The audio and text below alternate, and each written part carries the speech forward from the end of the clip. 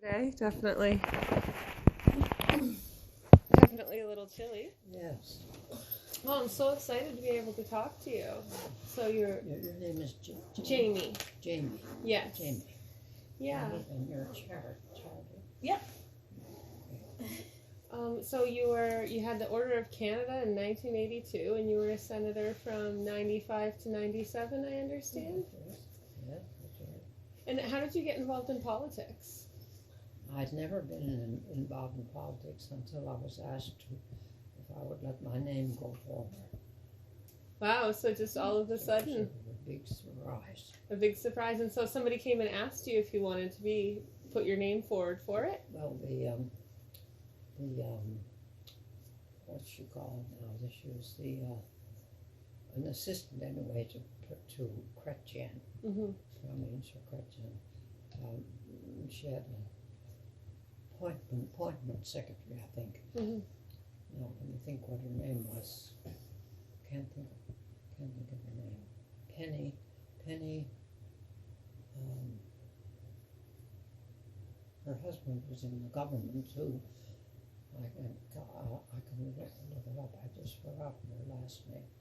She called me and asked me if I would let my name go forward as a candidate for the Senate position in PEI. That was my first introduction to politics. I was always interested in politics because I had 5 brothers, and they were always talking politics. But I'd never taken part in any political events. Well, that's very interesting. And I understand you studied celiac disease. You're a nutritionist, and you were a nutritionist, and Yes. you did some work about celiac disease. Well, my twin brother David, when he was just 2, he developed this condition.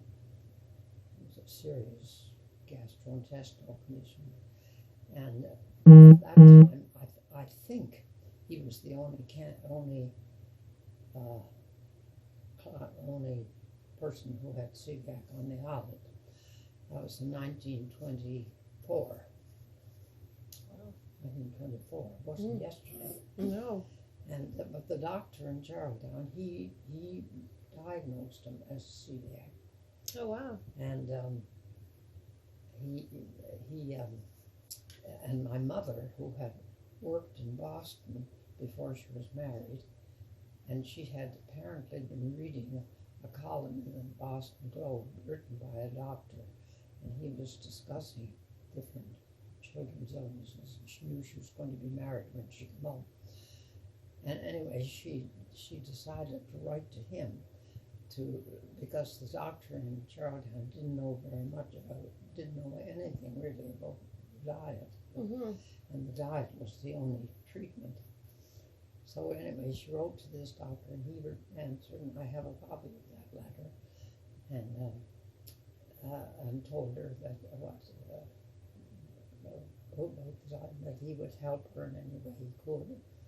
And but at that time, we didn't really know the cause of celiac disease, so it was pretty difficult to have a diet. Right. So it was a very restricted diet then. And in fact, the only fruit that they'd allow was bananas. And so celiac children at that time were often referred to as banana babies. Banana babies? Because that's the only thing. They could have had other fruit, but the doctor, the medical firm, didn't really know what was the cause. So it was quite you just had a trial. It was kind of a trial and error. Anyway, he was pretty sick at first, and but once he got in this somewhat restricted diet, he improved, and he lived to be 63. He died of cancer when he was 63. But then my youngest brother, who's 20 years younger than I am, he developed celiac when he was 3. I think he was 3. When everybody in the house had the stomach flu, and they just thought it was the flu he had, but it Mm-hmm. continued. And he's still on the diet, Yeah. and he has 3 daughters, and they're all celiacs. Oh, no. And it was through my mother's side of the family, because I've had nephews and nieces on the other side who were celiacs. So when I was down in Cornell to do my master's degree in nutrition in 1950, I did my thesis on celiac. So when I came back, I worked with the medical profession here because we knew more then about the diet. And I was able to help quite a number of mothers who were having difficulty if they're suddenly presented with this strange diet. Yeah, it must be very difficult to make all those kinds of changes now, too. Everything has changed now because foods are available commercially, they weren't available then. Yeah, and it was interesting when I was reading and saw that you did that, because like I didn't hear about celiac disease like up until it became kind of like a famous disease like a couple of years ago. It kind of like spun up, and that's when we saw this gluten-free stuff coming through, products coming through. Oh, and the stores have sections of gluten-free products now. Yeah, so it must be a big, huge change for people that are living with celiac. That's my brother who's celiac, he's a professor at Laval, and he's coming this weekend. And he had open heart surgery last year. He's fine. He was to Europe this summer, and he's coming to visit me this weekend. And living, he's been amazing. On the diet all this time. Oh my goodness. And his 3 daughters. Wow, so it's got some genetic links. There must have been like a lot of people on the island, because we know that like, founders effect happens, and there's small kind of like shared genes. So there must be a lot of people with celiac on the island. It's interesting.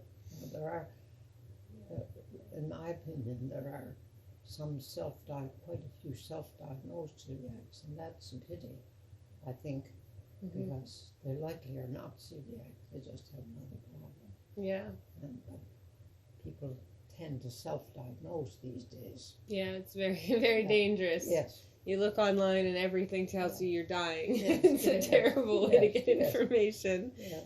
So, this past week, as I was saying, it was like the anniversary of the famous persons case in 1929, when women were finally made people under the law.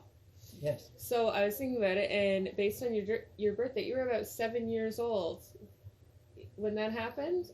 Did you ever like think on that, or did you ever ponder about what that meant? The fact that like before 7, legally you weren't a person, and then suddenly you became a person? No, because there wasn't much said about it. Just suddenly it became popular. And I don't remember worrying about it or thinking about it. Much. No.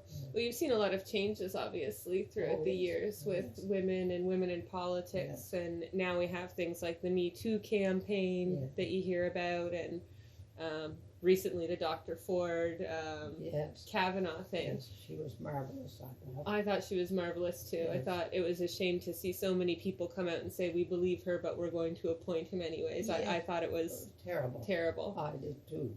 I was really disgusted with it. I thought, well, especially women, but men too, because they have mothers and sisters and children and daughters. I thought it was terrible. And so I always think, like, when I'm a big fan of classic movies from like the 40s and the 50s and 60s. Yes. Those are my favorites. And I think that they're my favorites because they always showed women in a very wide range. There was villains and vixens and the sweethearts and the moms. Yeah. And I find as time went on, we've actually like restricted women in the media kind of again. So like, have you seen that kind of trend shift and change? Yes, I guess that's true. I still like to look at the old movies, which I saw years ago, and now I'm losing my eyesight, so I can't see the movies so much anymore. But I do think that's true. That it's strange, isn't it, the way things go? Yeah, it's like we were, we fought for rights, and you hear about feminism and new wave, all of these terms that come up and that talk about how well we're doing. But if I were to look to the media, I would actually say that we've actually kind of regressed in how we're shown or presented to people. Like Joan Crawford was a phenomenal actress, and she played a lot of strong characters, and arguably I don't think she would do as well in the modern age today, because I don't think those roles are available. That's right. She'd be criticized. Yeah. Yes. No, it's. There's my sister-in-law, who was married to my brother David, who was the celiac, was Doris Anderson too, and she was a feminist first and foremost, and I always thought she was years ahead of her time, because she was editor of Chatelaine magazine for 20 years, and she was the one that's, who started writing about child care for working mothers and child care and abortion rights for women, and all these things that were taboo up to that time, And she would write in her editorials about them and speak. She was very, very outspoken women's rights. Oh, it's interesting. No, I've definitely seen like a trend, and I always find it's interesting in politics and media, the relationship between them. It always seems whenever one group of people looks for equal rights, it's always assumed that some other group is going to lose rights, as opposed to them just sharing the rights that we have. Yes. And you did some work on the Aboriginal Committee when you were in the Senate. Well, I worked on different committees. You were given. I worked at 4 different committees, but I did work on I saw the Aboriginal forestry. There's agriculture, forestry, and I guess Aboriginal, that was included. Yes. The other committees were old regulations, because when laws are passed, there are all these regulations that have to be passed so that the law will work. And then the Senate committee worked on these regulations because they weren't always right, and they'd have to be adjusted or altered or dispensed with. Yeah. So that was kind of interesting. I just saw how everything works in Ottawa. Yeah. Was that like an eye-opener? Like, because you hadn't been in politics, so No. you go and you get elected to the Senate, and you're there. Like, what was that moment like? Well, it was pretty difficult, I can tell you, because I wanted to be able to make a contribution, but I had to learn first. And I was just there for 2 years. And in fact, when this lady from Ottawa phoned me, and I said I was 73 then, and my mother was in a nursing home and not very well, and my friend whom I stayed with, she had cancer and was on chemotherapy at the time, and I myself had pneumonia. Those were the 3 things that I had when I got that message. And what was I going to tell you about that, though? Forget that. No, just difficulties when you first got to the Senate, and yes, but I had some reason to tell you that. Anyway, I'll come back.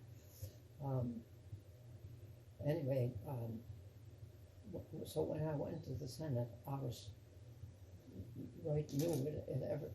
Everything was new for me, and the majority of the Senate, the women especially, that I knew so well, but the men too, had been there for years sometimes, and many of the laws that would come up for review, they would have seen them before. I didn't, so I had to do the background work to find out what they were all about.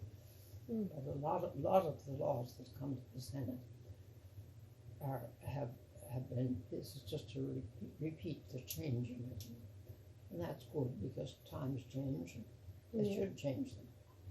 So, did you enjoy your time on the Senate and yes. learning all of that Yes, I information? enjoyed it very much, but I worked as harder than I ever did, because I had to read so much every night to get ready for the committee meetings were in the morning, and the Senate sat in the afternoon and into the evening sometimes. So I had to study up the night before, so I'd be ready for sitting on the committees. I've just forgotten how the agriculture one, the regulations, and the other was social. It's a while since I've been there, and I've forgotten the name, but it was the social committee anyway. Mm-hmm. And the other one was special committee on the mining situation in Cape Breton. Yeah. Which was very, very moot at that time, and I found that interesting because I heard so much about this mining problem in Cape Breton, and the fact they were thinking of closing it down, and there was a lot of opposition. Of course, the people there wanted them to continue. So all the different committees I found fascinating. Yeah, and do you have something that like really stands out in your mind as like kind of like your favorite moment? Was it meeting someone or working on a law to get something passed? What was your best moment as senator? Well,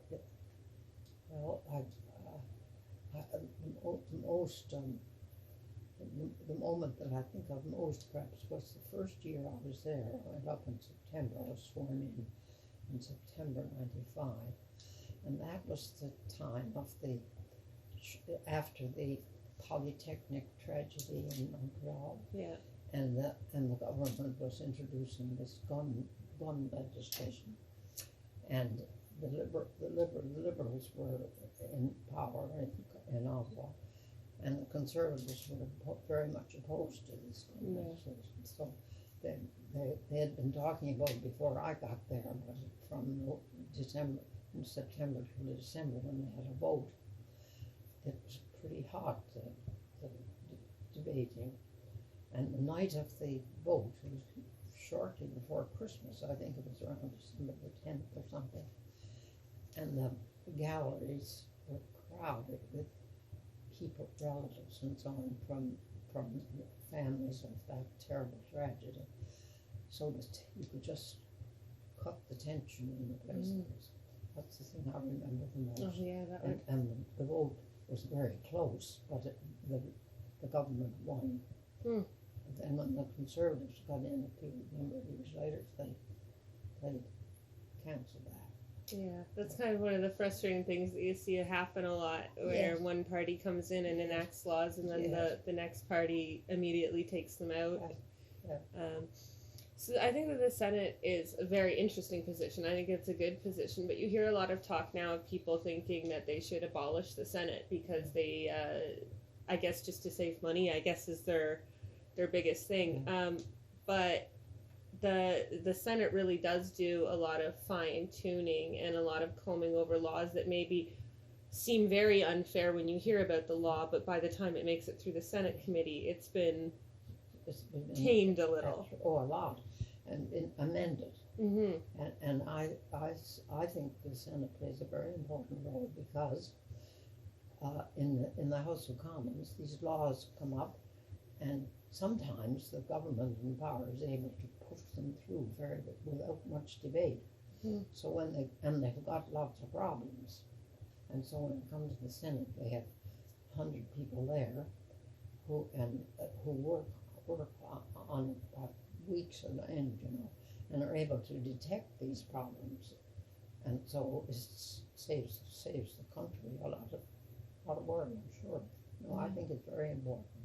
Yeah, especially when you have I was not a giant fan of the Harper administration when they were in, because they had a big tendency for doing these giant omnibus bills and just sticking sneaky things. That was a terrible thing. And so I campaigned really heavily against the bill C-51 that I felt kind of gutted our charter rights significantly. Yes, I thought that was terrible.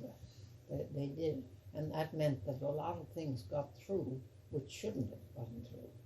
Yeah, and it is frustrating. Like, without the Senate to go through it, like the average person has no idea that these little sneaky laws or clauses are, what I would see as attacks on Canadian freedom. That's right. Slide through. Yeah, no, I agree entirely. I felt I thought the Senate was a very important part of government, and I hope that there will never.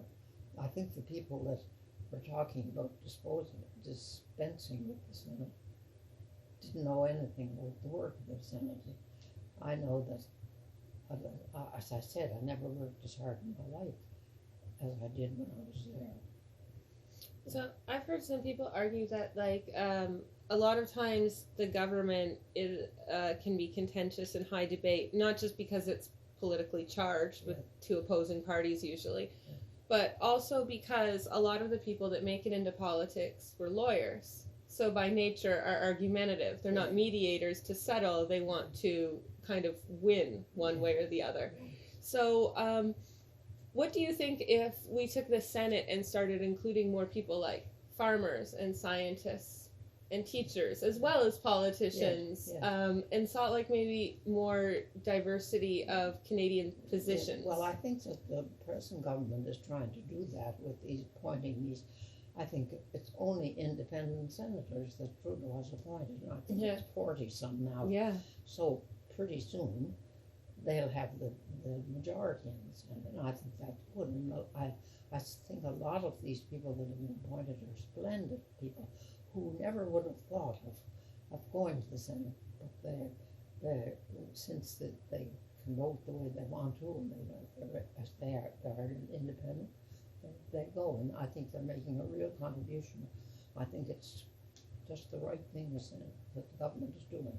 Yeah, I think the Liberal government has made, like there's always critiques of every government or where they fall short on problems or things. Yeah. But they've definitely seemed like they've worked very, very hard to try and equalize the playing field in the government, I think. I think so too.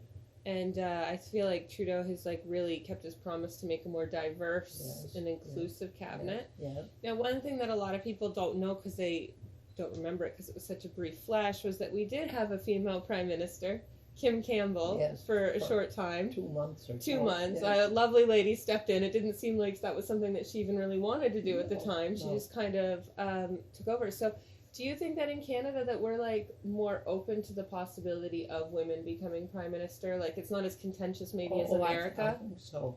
I think we'll have a woman prime minister. I hope so. Mm-hmm. And I think that Kim, if she had had a chance, would have been a good prime minister. I see her quite often on television on these panels. She's very well spoken and smart lady. Very, very articulate and seems to be right up on all issues. And no, I think she would have done a fine job. And when she Mulroney got into all kinds of difficulties at the end of his term, he was most unpopular. Yeah.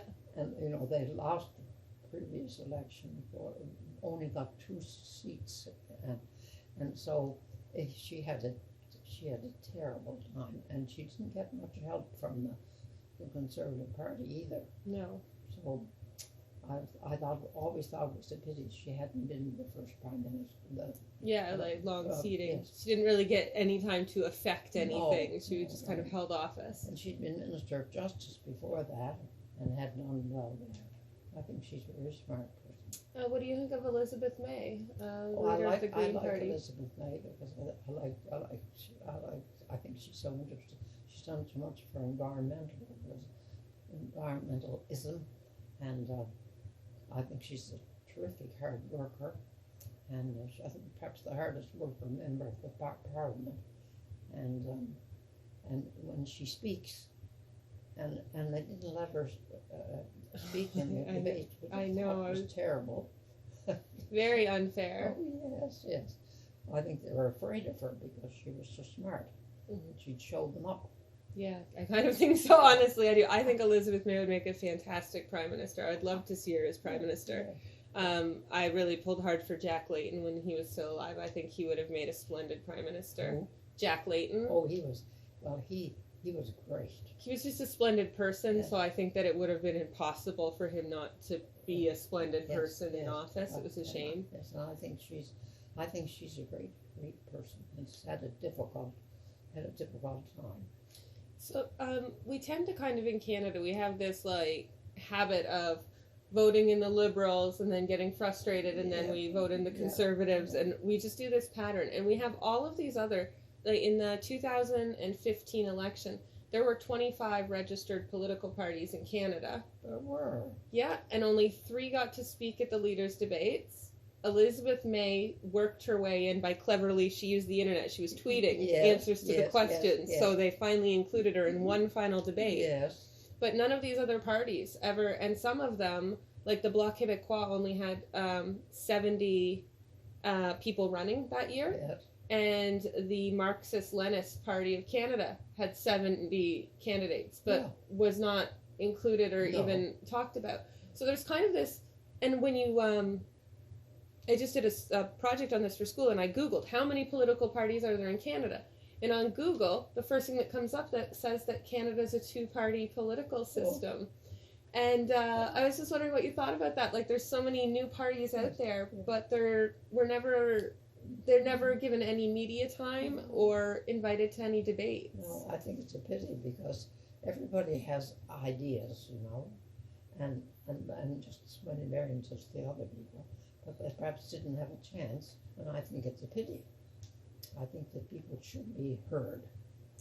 Well, and it'd be you nice. don't have to vote for them, but they should be allowed to be heard. Well, and maybe they have an idea where maybe they can't get enough seats together, but it's a great idea, and maybe another party could pick that up as part of their platform. I know one of the fringe groups, they only had 5 candidates running last year.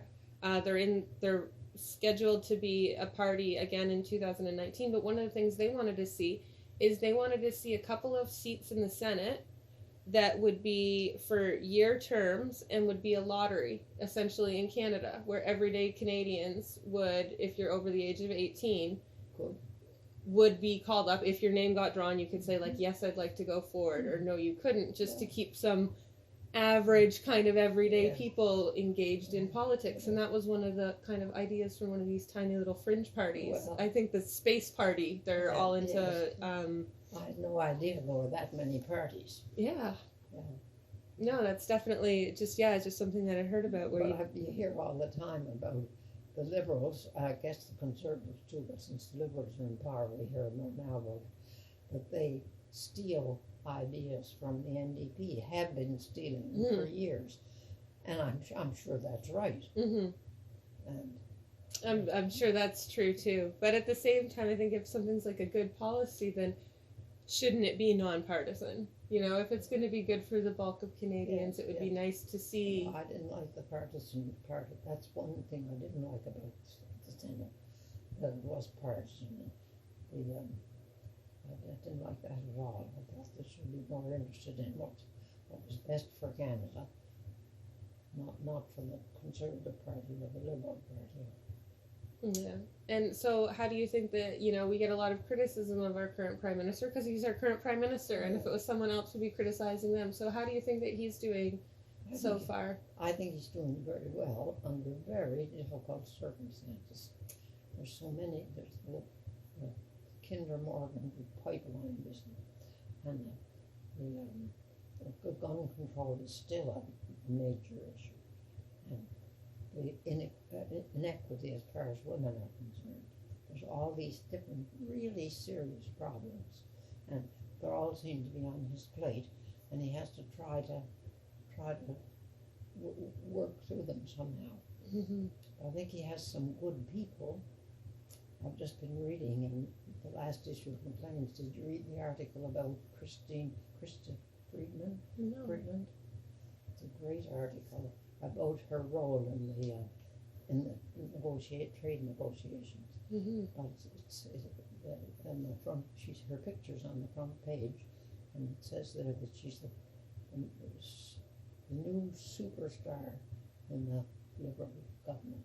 Oh, excellent. So maybe we can get that female Prime Minister after all in a couple of years. Well, I wouldn't be surprised if she might be one. And so we've got, because we're so close to America, we get inundated with their media and news. And I think sometimes a lot of residents of Canada think that all of the problems that the United States are facing are problems that we have Yeah. when maybe they're not, or No. not to the same extent. That's right. So, do you think that those Donald Trump politics, like we see people like Doug Ford being elected in Ontario, that kind of has that kind of similar unfortunate demeanor, I'm going to say, just to be polite. But do you think that we could see something like that happen in Canada, or do you think that we have enough sense not to let it happen? Well, I hope we have enough sense. I was appalled when Doug Ford was elected premier, because the people of Ontario knew what they were getting. I know. His brother, but my nephews live in Ontario, and they've been following politics. And my brother David was very much interested in politics. So, no, I think that it was, I couldn't believe that the people of Ontario would vote him in as premier. They said that my nephews tell me that he was much worse person than Bob, and you know how bad he was. Mm-hmm. And all Canadians saw that, and yet with a majority. And I think he kind of got in because he was tailgating off of that Donald Trump style everyman politics. Yes, oh yes. And it's so funny, you always hear them talking about like making America great again, or when they talk about the good old days, they're usually referencing times when it was only good for white males. Yes, that's Have you right. ever noticed that? That's right, exactly. No, I think he's a terrible man. I think they'll rule the day, because they'll have him for 4 years anyway. Yeah, and he's already repealed a lot of programs, education grants, the energy grants, and they've lost a lot of money because they started these projects and then abandoned them midpoint, so they couldn't even recover a lot of the funds from it. He's a millionaire, of course, so he thinks just like Trump. He thinks he can do what he wants. Yeah. But surely they would let her. I was thinking, I saw Carolyn Mulroney had been interviewed the other day, and I thought, and how, she's Justice Minister, she's Attorney General of Canada, of Ontario, and I just thought, how in the world she's in the cabinet of that creature as Prime Minister, and what he's doing? Yeah. I don't know. It's definitely like I wonder sometimes. Like with the Brett Kavanaugh thing, I had asked a lot of older women that seemed that they were still supporting him, and I said, you know, like, how can you, as a woman, be supportive of this man? Yeah. And I got a lot of answers that ranged a lot from like, I'm too old to care. Like, you know, I've been putting up with this my whole life, so you know, no big deal. And I think that we have seen a huge cultural change. I think that America in general, I think we're going to see a lot of women sweeping these midterm elections in November. I hope so. I certainly hope they get out and do it. I can't wait for 15 days till that's over. I know. We can get some semblance of something else on the news.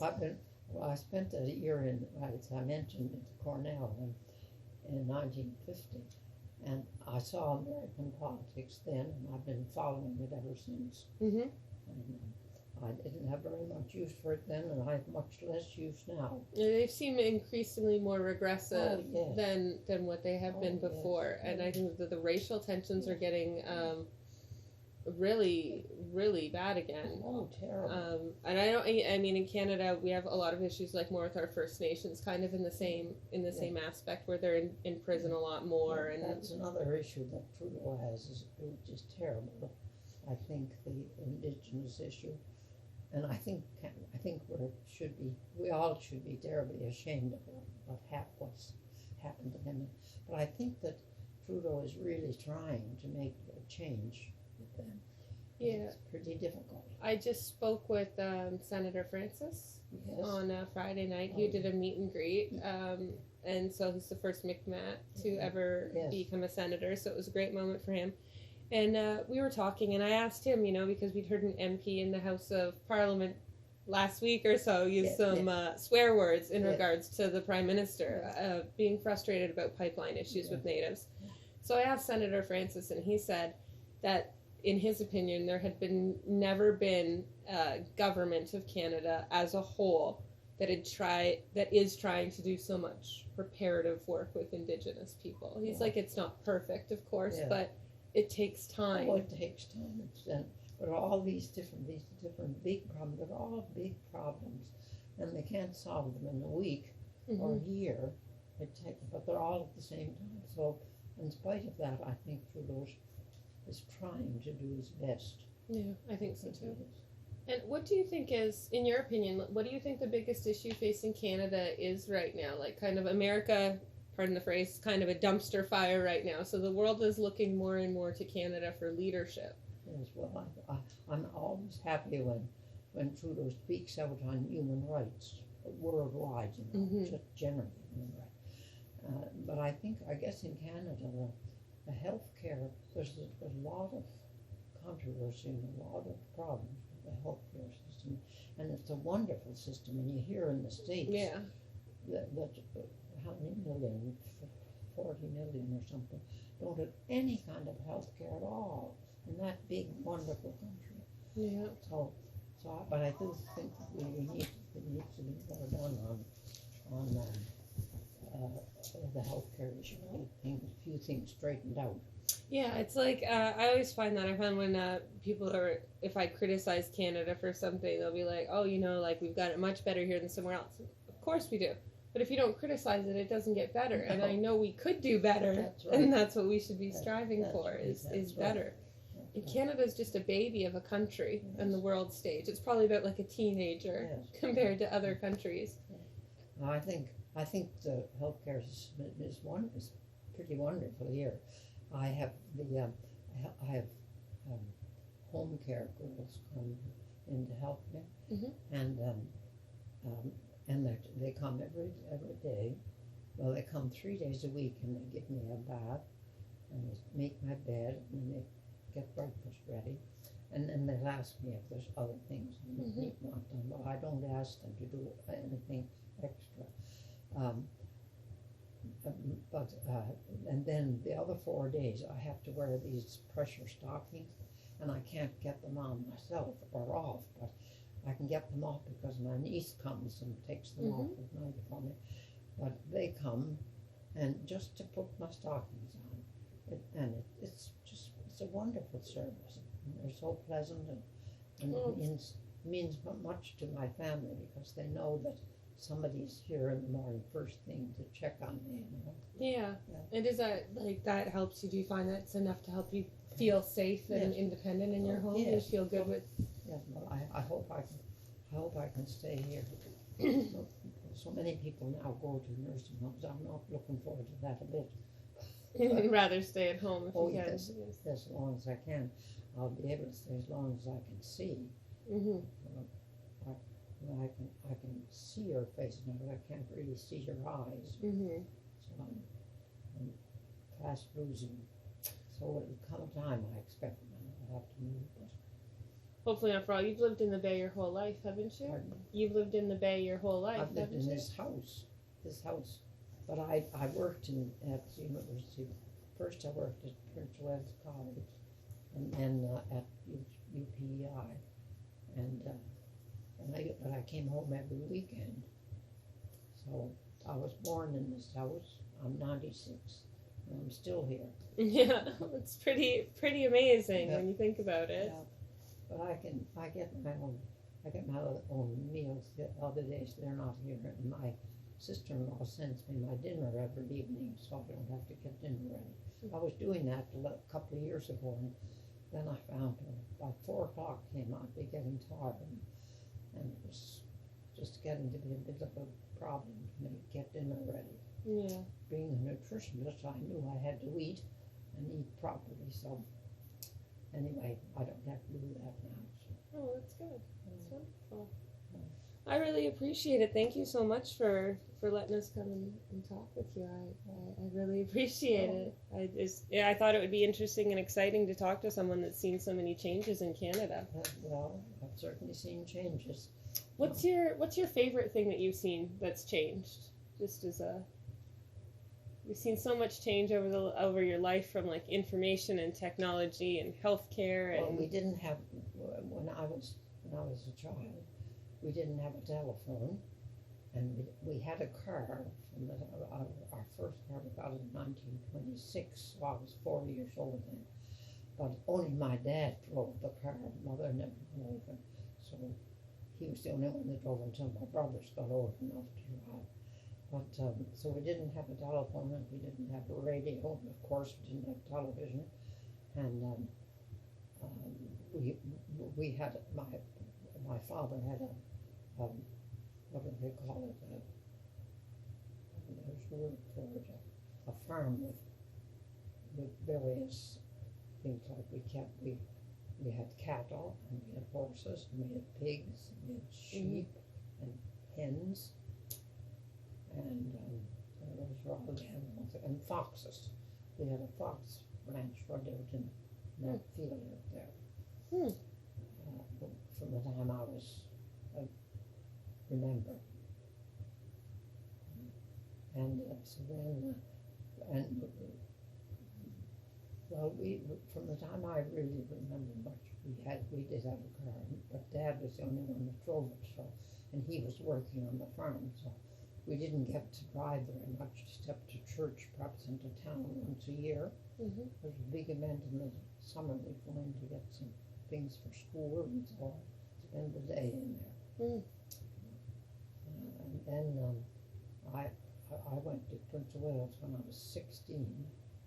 I was there for 4 years, and then I went to Acadia to complete my degree for 2 years. And when my last year at Acadia, I'd always thought I'd like to be a dietitian or a home economist. But anyway, my last year at Acadia, the dean of, and I was in the home economics program there, and in science, and she came in one day in about March or April in the class, and she said to me, I had a phone call from trustee in Hudson, Quebec, and they're looking for a home economics teacher. Why don't you apply? Well, I had never thought of that, and I had taken teacher training at Prince of Wales, so I was qualified to teach. But anyway, I thought, well, I'll think about it. But they had to know pretty soon if they wanted to know. So I think I was supposed to phone them. And the upshot was I applied and got it and went there, and I was there for 3 years. And then I was home, went there 2 years, and my mother wasn't very well, so I stayed home 1 year. And but I had promised them at Hudson that I'd go back the next year. But when I was home, the government was starting to develop the high schools. There were no high schools on the island then, but they're starting a program, and so and the then premier was Premier Walter Jones, and his wife was a home economist. So I guess she had taught him what home economics should be in the schools. So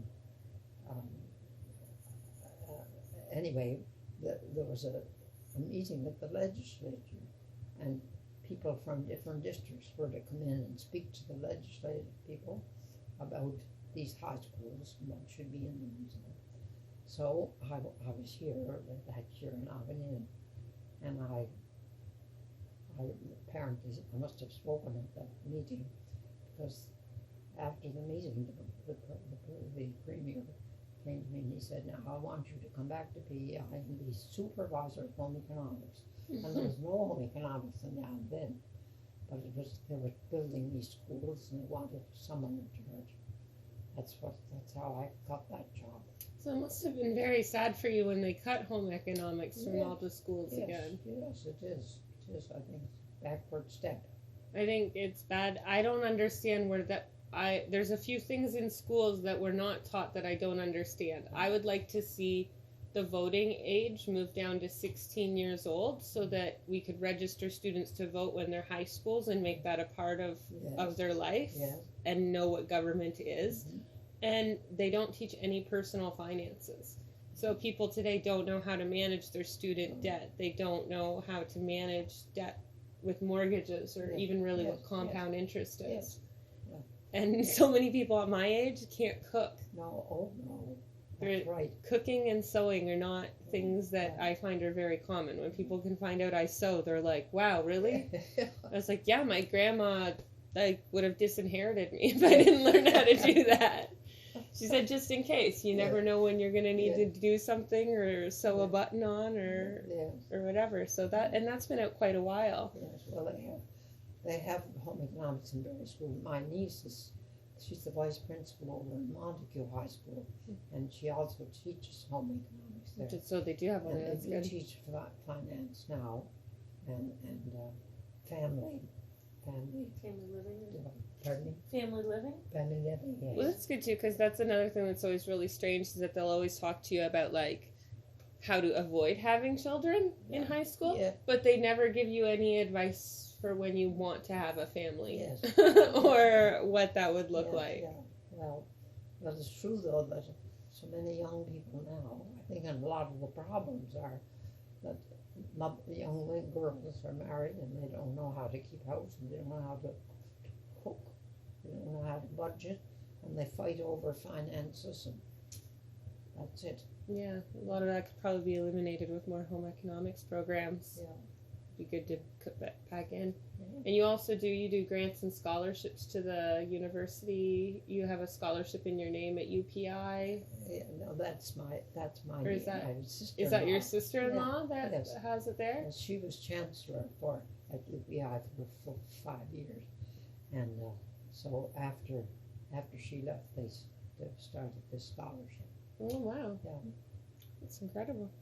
Well, thank you. I don't want to take up your whole afternoon or anything, but I really appreciate you talking to me. Oh, thank you.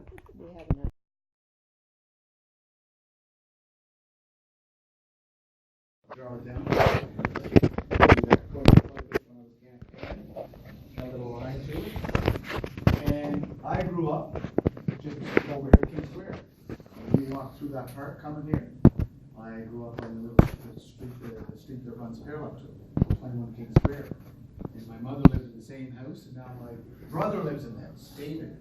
And I come from a family of 9 kids, 4 brothers and 4 sisters.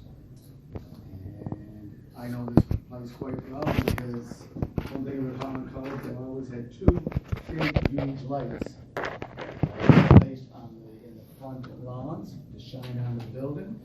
And we used to come over as kids and look in those big lights and just look around afterwards and see all the blue circles and anything else that illusionary effects that came from that. But it's a great institution. Prince of Wales College is the former Holland College. Holland College is named after the former Prince of Wales College. And I went to UPEI, which is named after St. Dunstan's University of Prince of Wales College.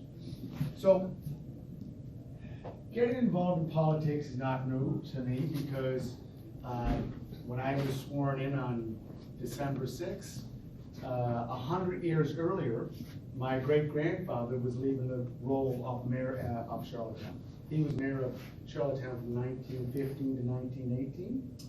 And so 100 years later, his great-grandson is taken on the flagship or the role of mayor for the city of Charlottetown. What was his name? His name was Picton C. Brown. Picton? Yeah, Picton Caldwell Brown. And if you do go up to City Hall for the monthly meetings, which are always the second Monday of every month, 7 o'clock in the evening during the winter months, and during the summer months, 4 o'clock.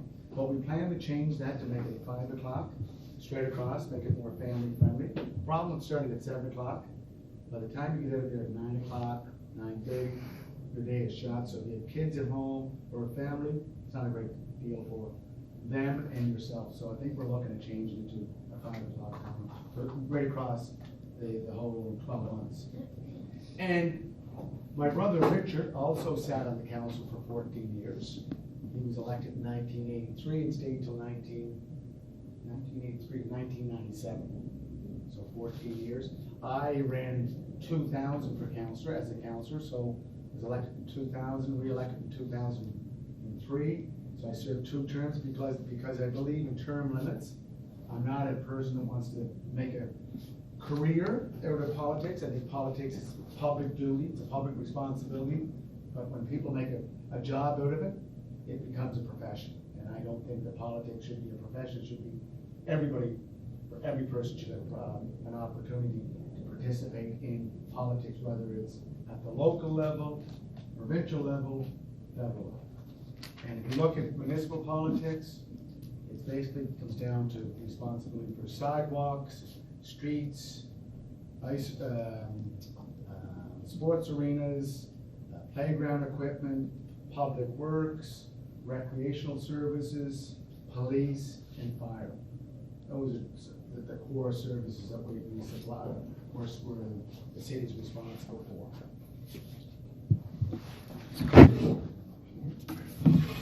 And if I look at this slide, you can see that this just gives you a panoramic view of Charlottetown. And as most of you know, and if you don't know, Charlottetown does have a very historical value in this country.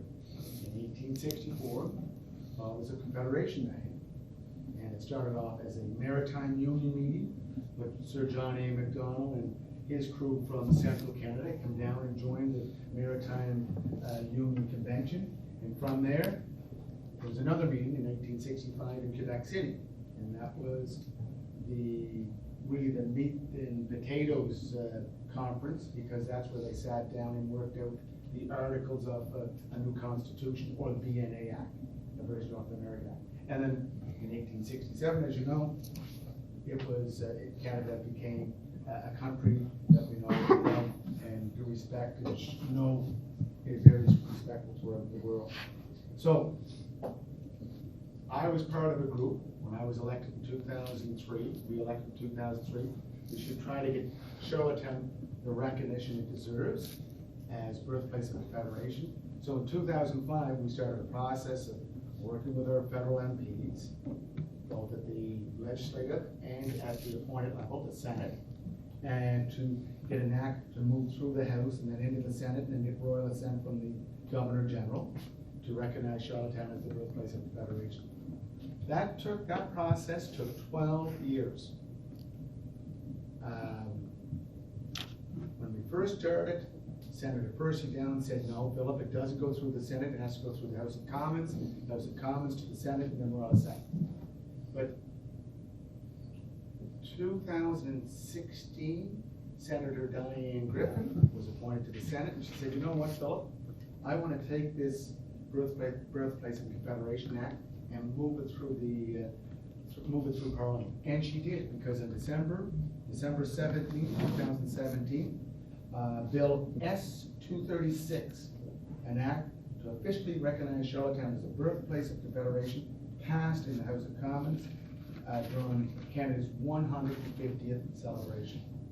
So they wanted to get it passed before the end of our 150th celebration of Canada in the country since 1867. So that was a big step. Now, what does it mean? It is a piece of legislation that does have enabling powers, so we can move on and probably get other financial or logistic or human resources to help to promote Charlottetown as the birthplace of the Federation.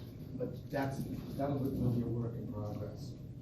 And it's very important for Charlottetown to be tied in with Quebec City.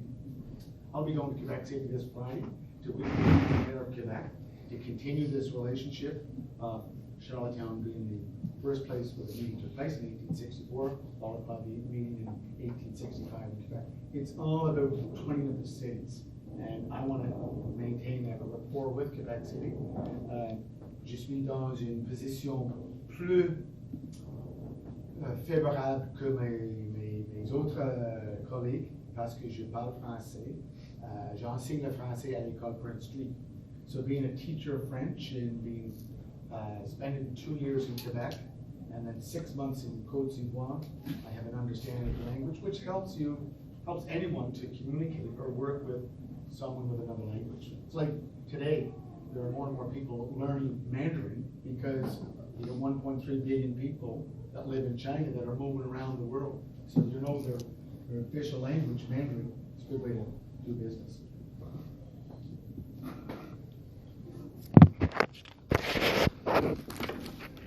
Now, the reason I show this book, because public works is a very important part of our function here in the city. Look, when there's a snowstorm, the calls come in. My street's not plowed, your plowed operator plugged me in, plugged my car in my driveway, my sidewalk's not clean, it's icy, my dog is slipping on the sidewalk because there's no salt in the street or the sidewalk, or there's too much salt and it's hurting my dog's paws. You have lots of issues that come up through the public works. And we have more than 200 permanent staff with the city of Charlotte. I think the latest is 213,000 as of December of 2018. And so of that, a lot of our staff are public works and recreation related, because those are the services we concentrate on. We do have police, we do have fire, but public work is really, that's our storefront onto the community. And during the summer, that number goes up to about 400, and mainly the public works and parks and recreation. And some people will say, you know, the city of Charlottetown has quote unquote social hiring policy, because people that can't get work tend to go to their MLA. And they don't go to their MP, because the MP always says, no, I don't have access to jobs, so it's usually a provincial politician, or in many cases, municipal politician, looking for summer work, casual, early entry level, but seasonal. Like, there are different categories. It's mostly just help me through the summer, or I need some more wheat for my so that's our social hiring policy. And it does work because they live in our community, and when they need something, or when we need them to vote, guess what? They need us to help them get some votes.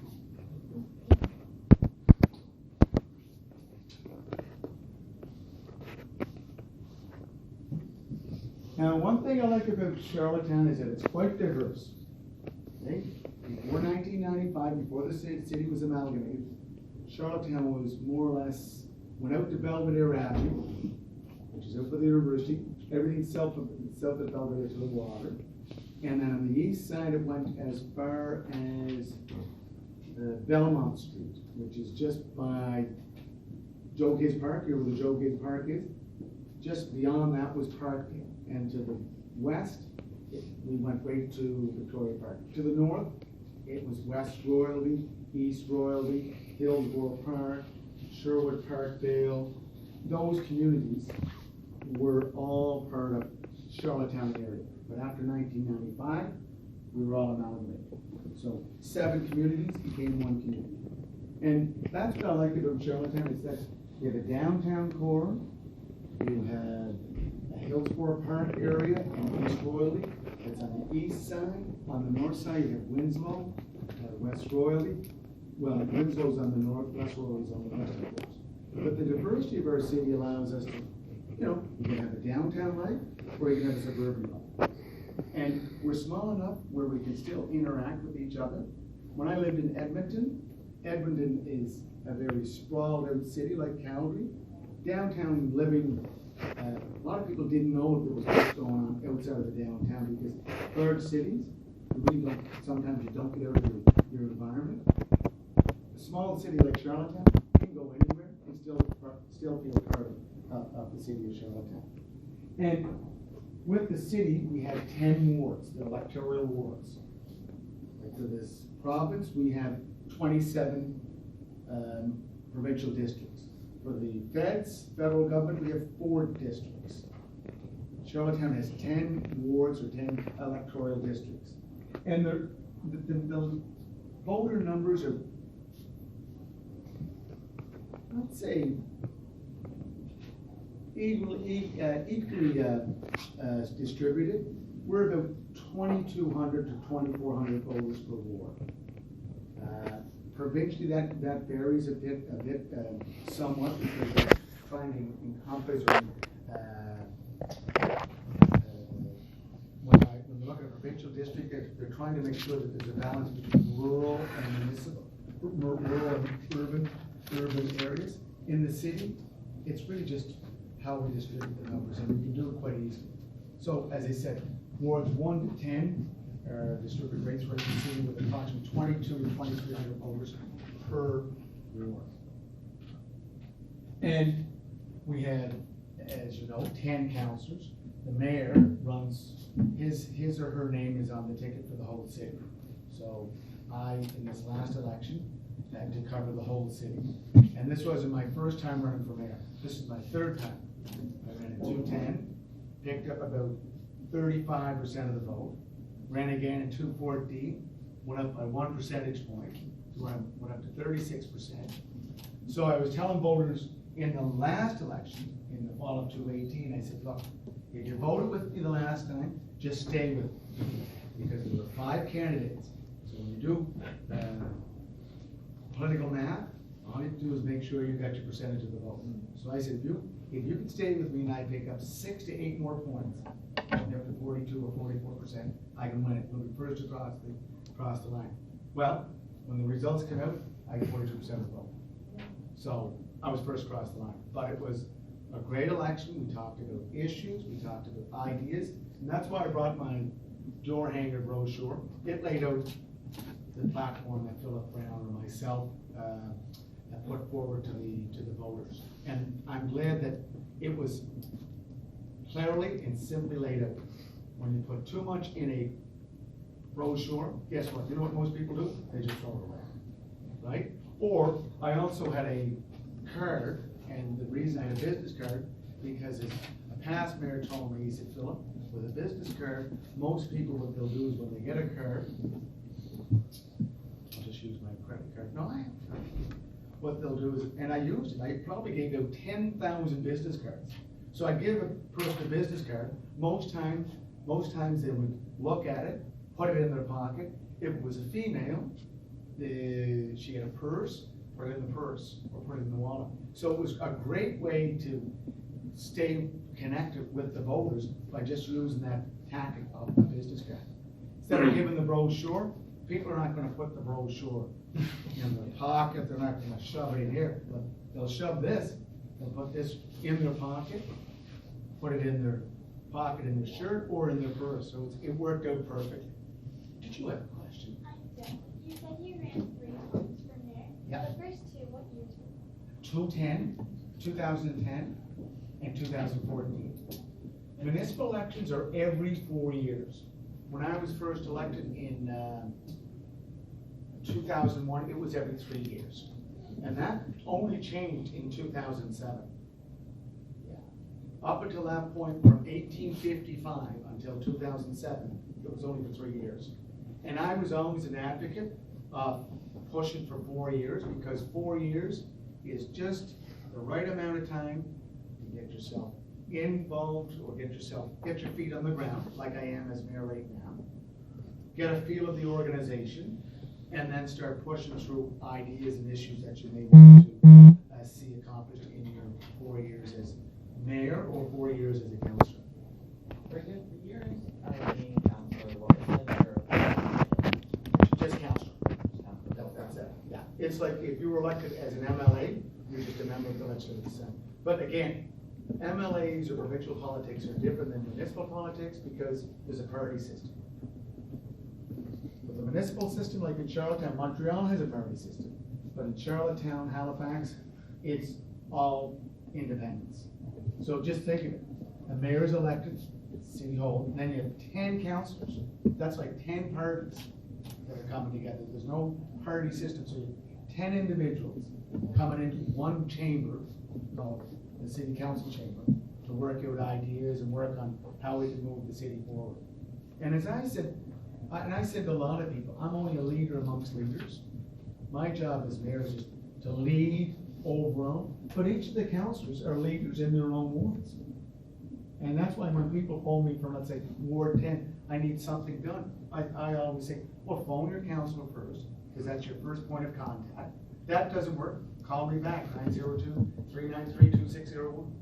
So that's how I like to work, instead of where some councils would say, you know, the mayor's always interfering with the ward I'm representing. Well, you know what? I'm not gonna get that from me. People phone me from Ward 1 to 10, go back through your council. And if you don't have their phone number, I just tell them to go to the webpage, charlottetown.ca, go to mayor and council, bring down the window, sidebar, find your council members, all their information's there. And there are the breakdowns of the numbers. So Ward 1 is everything south of Houston, right to the water. Ward 2 is Parkdale and east. Ward 3 is Brighton and Spring Park, so that's in the west side of the downtown. Ward 4 is everything, you're in Ward 1, so Ward 4 is just on the other side of Longworth Avenue up to Allen Street. Okay, so it's more like Midtown. Ward 5 is on the west side of Ellens Creek and Orchard Hill Park. Ward 6, basically Sherwood. Ward 7 is West Rowley and to the north. 8 is Winslow North. And 9 is East Royalty. And 10 is Hillsborough Park. So that's basically the layer of the city. But you can see the numbers, fairly even. Okay? And we go back to these numbers after every third election. So after 12 years, there's a enumeration of what's going on, a remuneration of the districts or the wards to make sure there's always a balance between the wards. And if there isn't, they'll make some wards bigger, other wards smaller.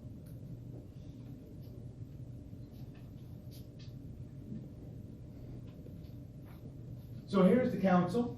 We're all sworn in on December 6th. The election happened on November 6th, right? And a month later, the new council sworn in. Now, when I was first elected in 2000, we didn't take office until January 1st of 2001. And so there was this lag time, this lame duck period from the first Monday of November until the end of December. And a lot of things can happen with an old council, especially an old council that might have been pushed out and they didn't want to be pushed out.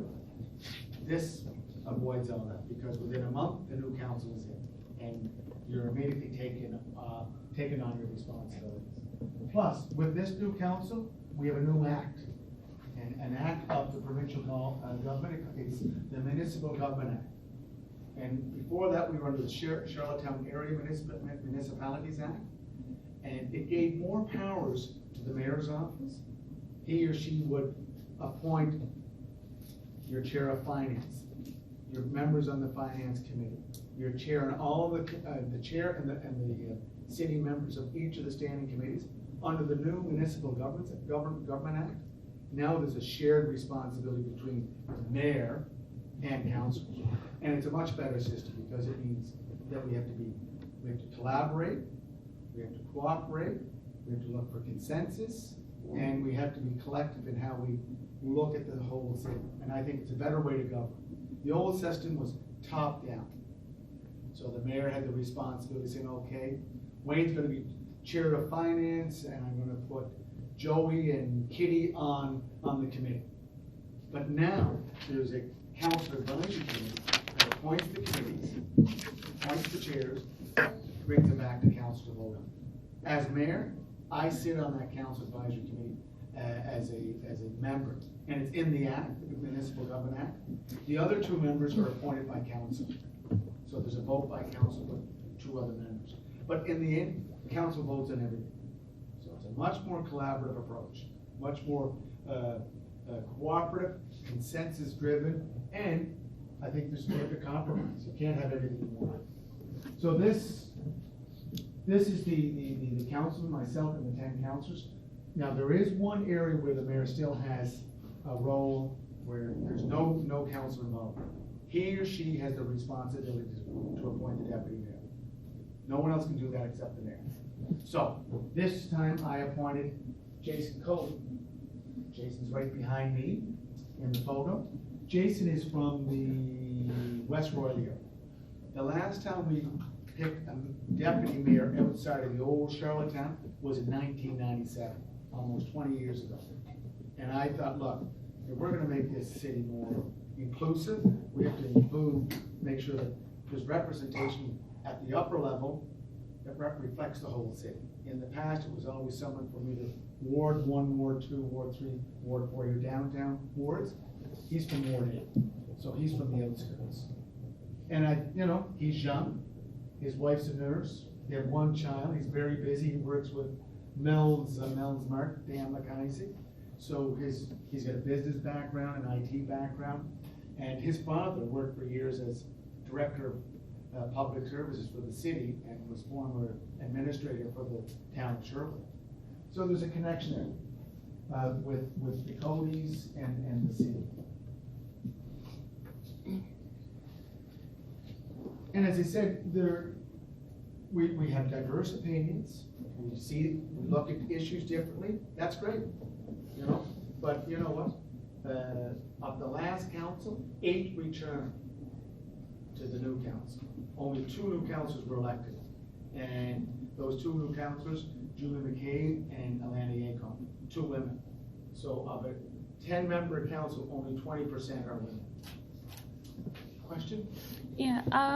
Just back to the council. I know that PEI has a referendum coming up on how they're going to do elections from now on, like debating the past the post versus ranked ballot and all of these different systems.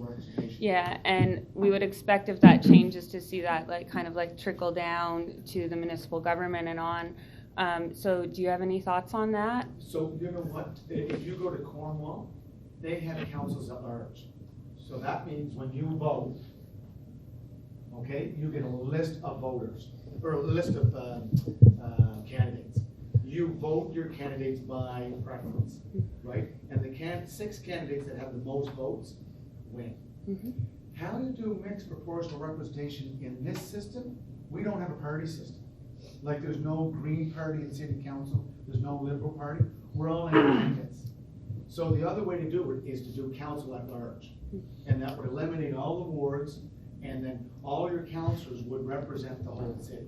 The only problem with that is that if let's say John lives downtown, and Peter lives out in West Royal, right? You phone me, and I'm a councillor at large, I might take a look at getting back to you, because my votes are coming from the whole city. But if I was representing Paul from Ward 7, and someone else was representing John from Ward 1, if they called their councillors, there'd be hopefully a better return on it's more direct, it's more, how can I put it, there's more responsibility. I'm sorry, just a follow-up question. Within the city council, because Charlottetown is very diverse, you have, different people coming in. You also have the status natives that live on reserve and non-status natives that use the band council. And I was wondering, are there any positions in the city council that are reserved for Indigenous voices or leaders? No, if you're, let's say, Vietnamese and you're a new Canadian, put your name up like an Irish Canadian. They're in the Indo-Canadian Association want to get involved, they'll have to get involved just like everybody else. That's the fairness. If you want to get involved, put your name in the ballot. And it's the same with the Chinese community, Filipino community. There's also the Lebanese community, and Councillor Tweel is from the Lebanese community, but they've been here since the 1880s. So it's, again, there's no percentage set aside for female representation, sexual orientation representation. Your representation is based on putting your name in the ballot. Now, there's some question about our hiring policy, that we should be more multicultural in our hiring policy, and that's something I want to look at. Because if you look at the 213 full-time employees, I don't think we have much in terms of a good mix of multiculturalism in our permanent force. But we have to look at it, because Charlottetown is more and more reflected in the country as a multicultural society to live in. You said something about the city and Charlottetown, so that we have to. It's a twin city. So twinning means that we the mayor of Quebec, when he comes to Charlottetown, the relationship is that we don't treat him the same as, let's say, the mayor of Halifax. It's more a memorandum of understanding that the reason we're twinned is that because of the fact that we were part of the founding of this nation. We've also twinned with Forest City, North Carolina. And the reason that we twinned with them is that Forest City in North Carolina is known as being the Christmas capital of North America. And we're trying to promote Charlottetown as that festive municipality to come to Canada and to celebrate a very festive and, multicultural festive season.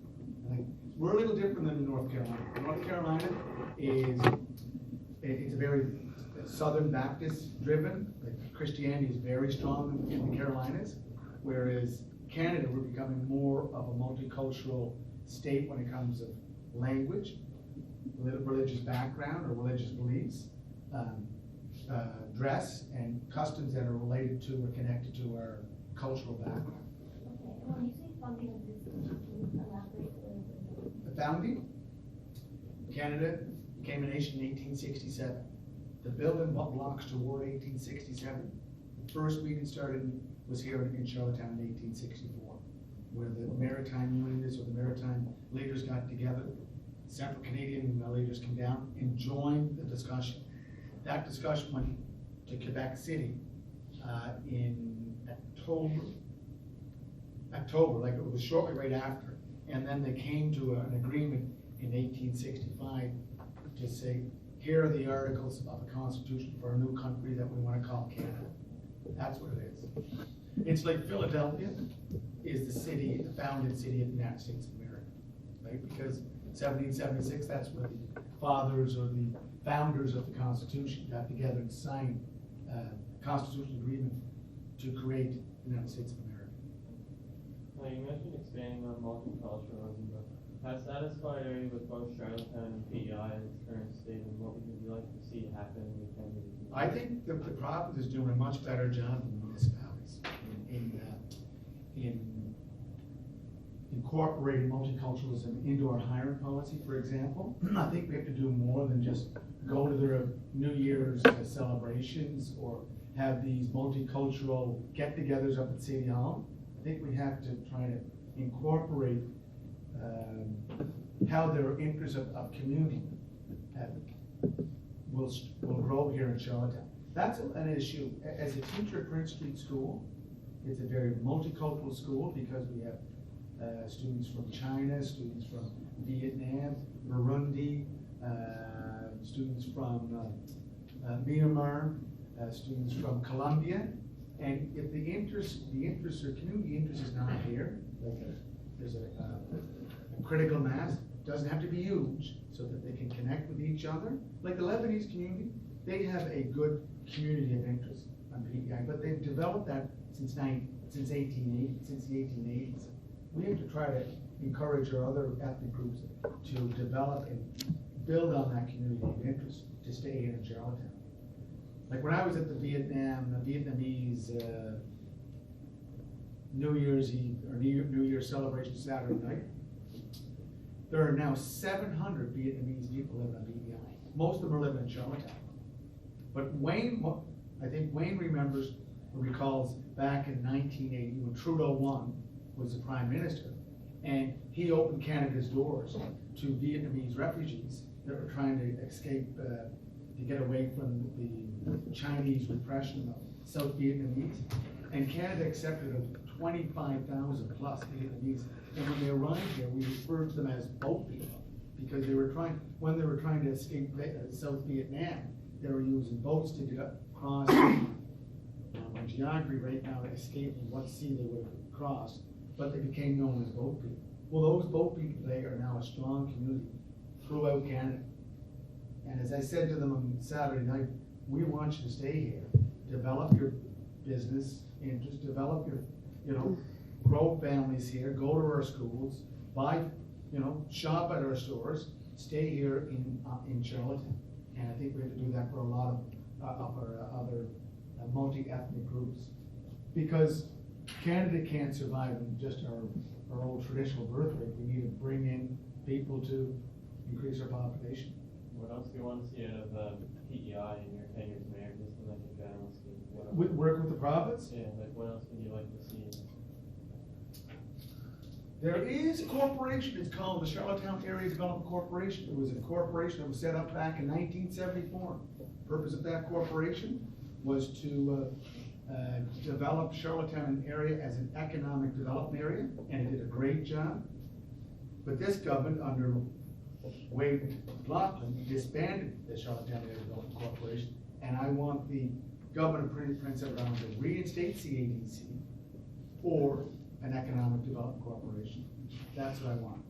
And we want to work together on cleaning up our rivers too. We have 3 rivers that intersect the 3 communities. There's the Hillsborough, the East River, there's the York River, the North River, and then there's the West River called the Elliott River. Those 3 rivers intersect the 3 communities of Charlottetown, Stratford, and Cornwall. We still have 3 lagoons, sewage lagoons, that don't. As one councillor said, oh no, the treated sewage that's coming out of those lagoons is better than our facility on Riverside Drive. And I said, no, that can't be, because our facility in Riverside Drive is a primary, secondary system for treating wastewater. So there's no comparison. I want the province to shut them down and integrate them into our municipal wastewater treatment plant on Riverside Drive. That's an area that we can cooperate on. And the other area is that we have to look at the multiculturalism, promoting multiculturalism. Not just there's an effort by the province to promote it more in the rural areas. Well, we're trying to say we want to keep our share of multicultural business or economic development, families, and population staying in the urban areas. Yes. I was just wondering what years you worked at. I was Prince Street School. I went to Prince Street School in 1999-2000. Out there for 17 years. And prior to that, I was at Central Queens Elementary, which is in the great little community of Hunter River. And I spent 10 years out there. So and then prior to that, I was at Stone Park. So I've been teaching for 30 years. Just back to what you were saying about trying to keep people in Charlottetown. So the hours worked to have access to EI or medical leave benefits change depending on you live in rural PEI or in town, based on the idea you have more economic opportunities living in town for work. But considering the housing crisis and the lack of affordable housing in town, a lot of low income earners are having to choose either between having affordable housing in rural PEI or having a steady, hopefully not seasonal job in town. And this disproportionately affects, obviously, people of color. And I'm just wondering what Charlottetown is doing to kind of like work on the problem so that people who are students or who are a lower income earner can actually live close to town and access those economic benefits. So you know what? If you live outside of Zone 2, Charlottetown area, and you're a student at UPEI or Holland College, and you work 14 weeks during the summer, right? But the student that's in Zone 2 works 14 weeks. Guess what? The student Zone 1 can draw EI. You can't. Yeah. That's a joke. And I've already brought that up, and that's one of the terms of preferences under one of the committees I'll be showing you. You can just hit any key there and it'll come back. What you're... Yep, no, it's coming back. Just give it a sec. There you go. So that's, to me, that's wrong. And I've already addressed it. It's one of the terms of preferences in the strategic priorities and intergovernmental cooperation standing committee is to get our MPs to return to one zone for the whole line. Just remember, EI, guess who pays into it? Employees, employers. Government has no money going into it. The federal government has no money. It's an employer-employee program, but it's administered by the federal government. And the government of the day of the Harper government instituted these 64 zones across the country. And I've already spoken to the MP, Sean Casey. I've already spoken to the MP, Wayne Easter, and Lawrence Macaulay, and Robert Morrissey, that we have to be one zone. Listen, Prince Edward Island is one island, it's one community, and it's one zone. Pretty simple.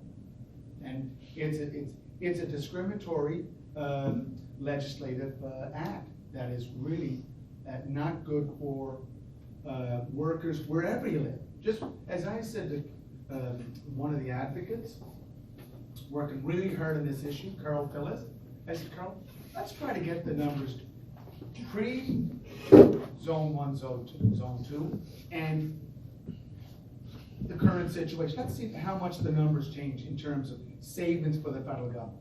The MP from for Charlottetown at the Lebanese levy, I said, Sean, like, what are we doing here? Well, he said, we really can't change it because if we change it just for PEI, go back to one zone, we have to do the same up in Nunavut and NWT. Okay, what's the problem? Just change it. Like, what's the issue? Well, I don't think, I can get support. BS. And the other thing too, is that the EI zone, now, this is what I like. In order to make a decision, it has to be a unanimous decision of the commission. I said, come on. You guys make the rules, guess what? You can change the rules. That's, and my daughter, who's taken nursing, she's 4th year nursing APEI. She worked 14 weeks. She can't draw EI, but she has a friend that lives in get the two of them mixed up. There's Hazelbrook and Hazel Road. So she's in zone 1. She can draw EI and still go to school. And there's no problem with that, but why should it be a line just drawn in the red soil of PEI? Here's zone 1, here's zone 2. No, so we're working on it. I was disappointed that a lot more people didn't show up for the QP 501 and QP and the PEI Council of Labor. They organized a meeting down at the Delta Hotel. But you know what? People that are on EI, they're not going out in city parks and getting up in soapboxes and saying, "Hey, I'm on EI." People don't want to tell everybody that. It's like people that are on social service, they don't want to tell everybody. Because you have to draw EI because you can't get work. And then you got this situation where you have federal MPs playing around with the system, and a system that is owned and paid for by the employers and the employees. So yes, we're going to keep working on it. And I've asked our MLAs to join us that live in the Charlottetown area. At that meeting the other night at the Delta Hotel, more people got up and said, you know what? If the city of Charlottetown didn't give me more weeks, I would have been on welfare. And welfare, it's dirty water, dog food, and a cold apartment. And here we are, one of the richest countries in the world, and going on with this BS. So, no, that was an issue that I brought up at the campaign, and that's an issue we're going to continue to work on. Thank you. And it's now, as I said, being one of the terms of references for one of the standing committees, just like affordable and accessible housing is one of the terms of references, we have to do something. If you don't do anything, just take that out as a terms of references. You're not going to do anything about it, take it out of there. Don't bother BSing people. I say, no, it's in our terms of reference. We're going to do something. Well, we might do something by the next election. So re-elect me the next time, and we'll work on it again. No. Again,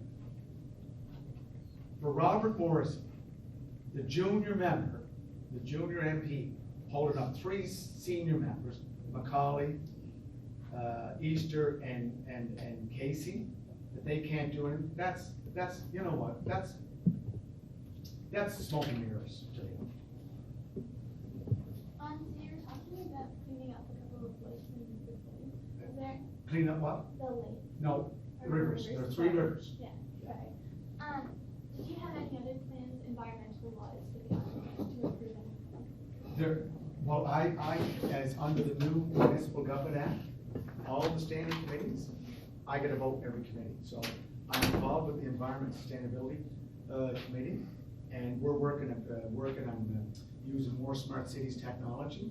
For example, we're working with trying to get the Public Works and Beautification Department working with environment and sustainability to synchronize our traffic lighting system, so that when you're going north on University Avenue, that you know how sometimes you can hit a green, red, green, red, green, red. Yeah. Well, smart cities technology, it's not cheap, but it does work. They do it in most cities for transit, especially those cities that have designated transit lines or transit lanes that they can just keep going. This is going to be more. Our transit system is integrated with our streets and road system, so it's not a designated area. It's part of where cars affect vector traffic. So that's one area we want to improve on. Also, we want to improve on, and this is going to be a big issue too, Northern Pulp and Paper Mill over in Pictou County, or in Pictou. They dump about 700,000 liters of pulp effluent from their plant every day. Where they've been doing it, they've been doing it in a First Nations area, and the First Nations elders have said, no more, that's it, you have to stop it. So their plan is to dump it into the Northumberland Strait. So just remember, Charlottetown is part of the Northumberland Strait waterway, right? If you look at the map, okay, Charlottetown is the harbor. That is going to have a huge effect on us. They want to do this by 2020. So that's just next year. So the local fishermen in Pictou are protesting any move to do that. They're saying just keep dumping where you are dumping it, or find another way to do it. So that's an issue that I want to bring to our Environment and Sustainability Committee as something we have to look at as a collective group. Not everything just doesn't have to be about Charlottetown. We're in an ecosystem, and when you're in an ecosystem, there's a lot of inputs and outputs that fall outside of the jurisdiction you're responsible for. So yeah, there are other areas, but the smart cities technology, closing down these sewage lagoon systems that exist in Stratford and Cornwall and integrating into our system is my second one, and this issue of the Pictou pulp and paper mill, Northern Pulp and Paper Mill. Now, what's the pulp and paper mill saying? You shut us down, it'll be 300 to 500 jobs lost immediately. That doesn't take into account all the ripple effects from those jobs, those plant jobs. So the environment is something we, as a municipality, provincially and federally, have to be looking at all the time. It's not just now the Green Party's responsibility, it's all our responsibility. Yes? Just with the idea of the environmental cleanup and with Pictou and stuff like that, and where our money's getting spent. So how can city councilors, like in the municipal area, help put pressure on these issues that do happen at a higher level and affect the environment for everybody in the region? And just small things like, the environment, most of our funding goes to building roads and maintaining them. Yeah. But the roads are still kind of terrible. I've had 3 flat tires in the past month from potholes, and now the ball joints are going in my car from road work. So are we going to see any of the money from the cannabis sales start to be used in the provincial and then trickle down municipally to be able to fix these integral structural problems? So look at these numbers here, these 10 wards. So these 10 wards also are the same six MLA districts in the Charlottetown area. So that's 6 MLAs. These 10 wards also represent the district of Charlottetown federally.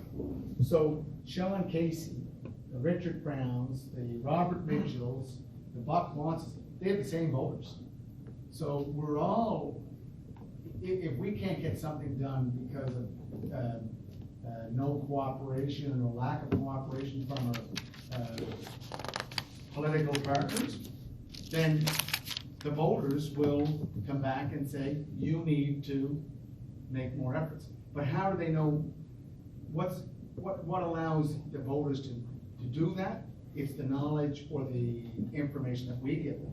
And I'll say that sometimes when someone calls about a municipal or provincial issue. Call your provincial MLA or call your federal MP. And I always keep their phone numbers at hand, so I can just give them either a cell phone number or an office number. So that's, in politics, it's always understanding that you're not the only player. There are other players. How do you get those other players involved? Is making sure you know their contact coordinates, that you keep stay in communication with them, and you know what? You always show a level of respect for the other politicians that are basically trying to do the same thing as you are. Do the best for the community as you can. Now, you know, a lot of people say, you know, we hear that all the time. But as a politician, you have to keep that in your heart. Yes? Because you deal with the road work and all that, do you have a play in all the roundabouts you put together? We do. Can I get your opinion on that? Which one? You tell me which one and I'll tell you. Can you teach people how to use the roundabouts? Well, I find that hard to understand. You know why? We've always had a roundabout before what we see in Charlottetown. Anytime you went off the Federation Bridge, when you were to Port Elgin, that's a roundabout. Yeah. I can never understand people say, this is a new concept. No, we've always had one over there in Port Elgin. And before the bridge, it was the ferries. So it's if you want to see traffic circles, go to Edmonton, Yeah. where there are 2 lanes and sometimes 3 lanes, and these are going. If you miss your turn, you have to go around again. If you miss your turn again, you have to go around again, and to try to get in and out of them. City of Edmonton now, what they're trying to do, they're trying to go back to intersections because they would just not have the success they thought they were going to have. Traffic circles is a European idea. Roundabouts is that when you go in, you just don't drive in. You have to first yield to traffic coming from the left. Traffic circles, you just have to get in there and get out as best as you can. So, yes, I do have input. That's why the one, how many live out in Hillsborough Park? Anybody live in Hillsborough Park here? Well, if you're going east, and you get to the Kentucky Fried Chicken there by the bypass, heading out to East Royalty, there is a roadway, 2 roadways, Norwood Road and Northridge Parkway, that come onto the St. Peter's Road. It is a dangerous situation. Finally, the province is going to put a roundabout there. And I told Steve Yo, who's the chief of engineer for the province, when's the tender going out? He said the end of February. And I said, well, we'll be watching the paper, we'll be watching online to make sure that tender goes out, because that's definitely where we need a roundabout. So there's a lot of possibilities to work with provincial government, and as a municipal councillor or a municipal mayor, you have to know when these public meetings are happening, and you have to get out there as a municipal or provincial or federal and get your voice heard. Now, you don't want to dominate the meeting, because those meetings are essentially set up for people to get public input, not just input from the politicians. Yeah, on the note of dangerous roads, if you know that there's an intersection that's having constant problems and that no one's working on, who do you contact with that? So take, for example, the intersection. And again, this is what people don't know. They think automatically it must be city, or it's most times it's they call it city. But the intersection on the bypass, Arterial Road and St. Peter's Road, where that Kentucky Fried, that's provincial. Okay? But if you go to the intersection they call the Queen's Arms intersection, out by the Holiday Express, you know where that is? Holiday Express heading to Cornwall? Where the SO is. Yeah, that's municipal. right? But then when you get up to that roundabout, where the new hotel is going up, I think it's gonna be, Holiday or Hilton Suites, I think, that's provincial. And see, so they're dotted all over the place, but if you contact your local MLA or your local councillor, he or she should be able to tell you, no, that's not our responsibility, but I'm gonna find out how we can work on it. And you know what, there's a liability issue for governments too. In the States, if there was a lack of concern on, let's say, a traffic circle or an intersection and someone get hurt or killed, you know, trial lawyers are just, you know, following these families and say, let's take it to court, let's sue them. We're not in that situation in Canada, but, you know, municipalities can be sued for lack of due care and attention. Many people are saying that there are not enough sidewalks inside neighborhoods.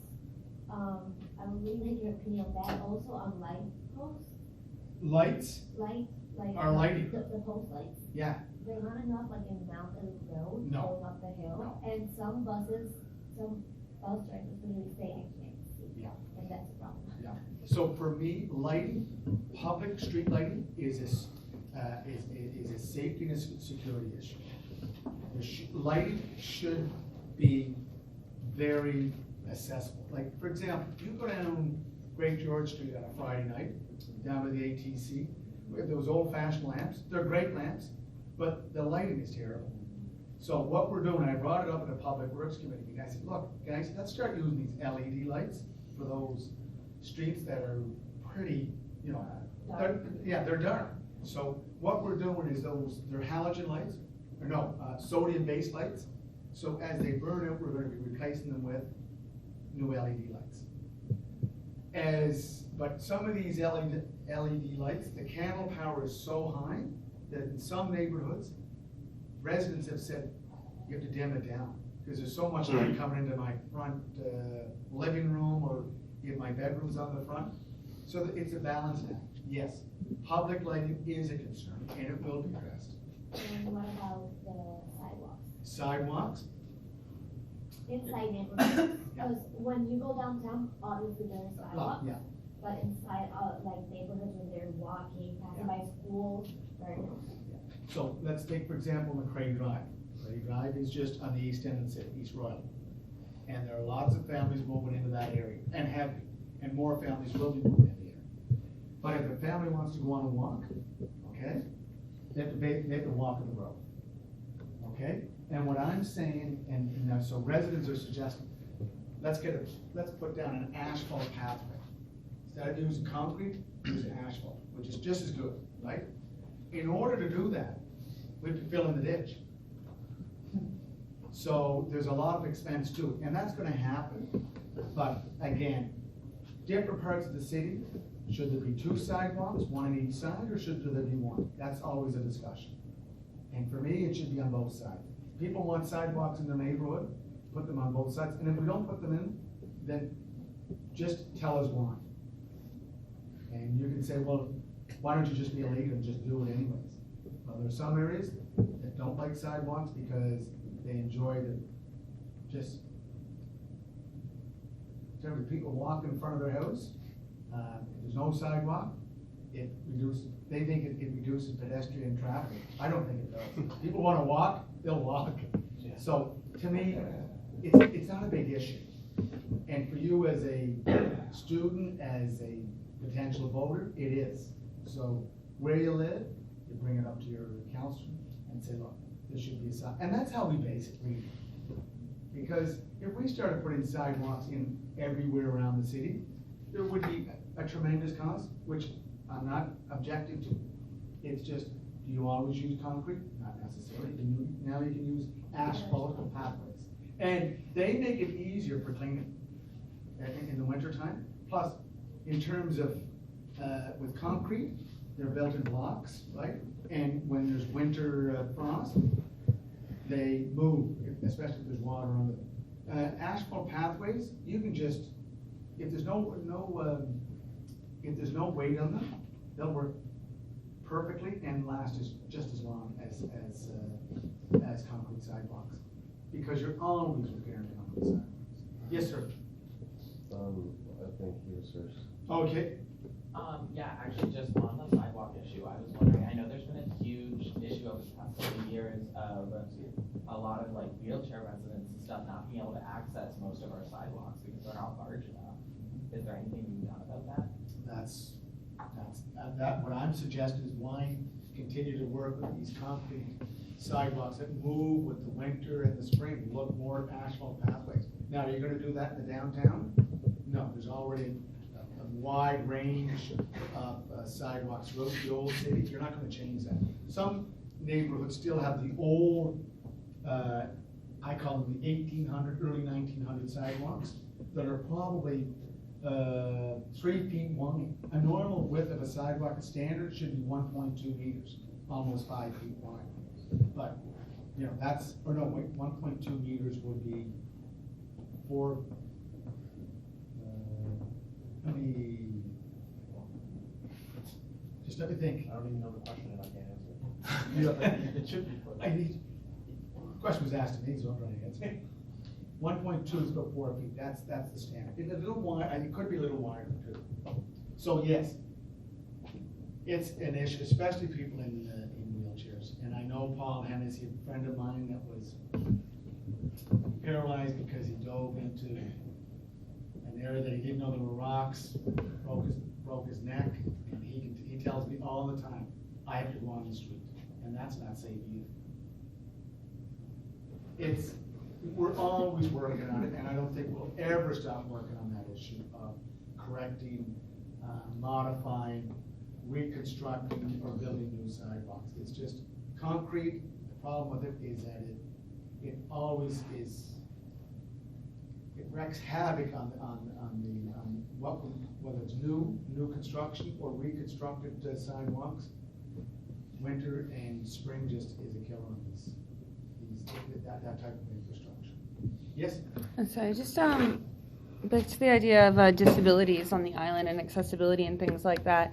So the 10th annual Silent Walk for the victims of domestic abuse is coming up in Charlottetown.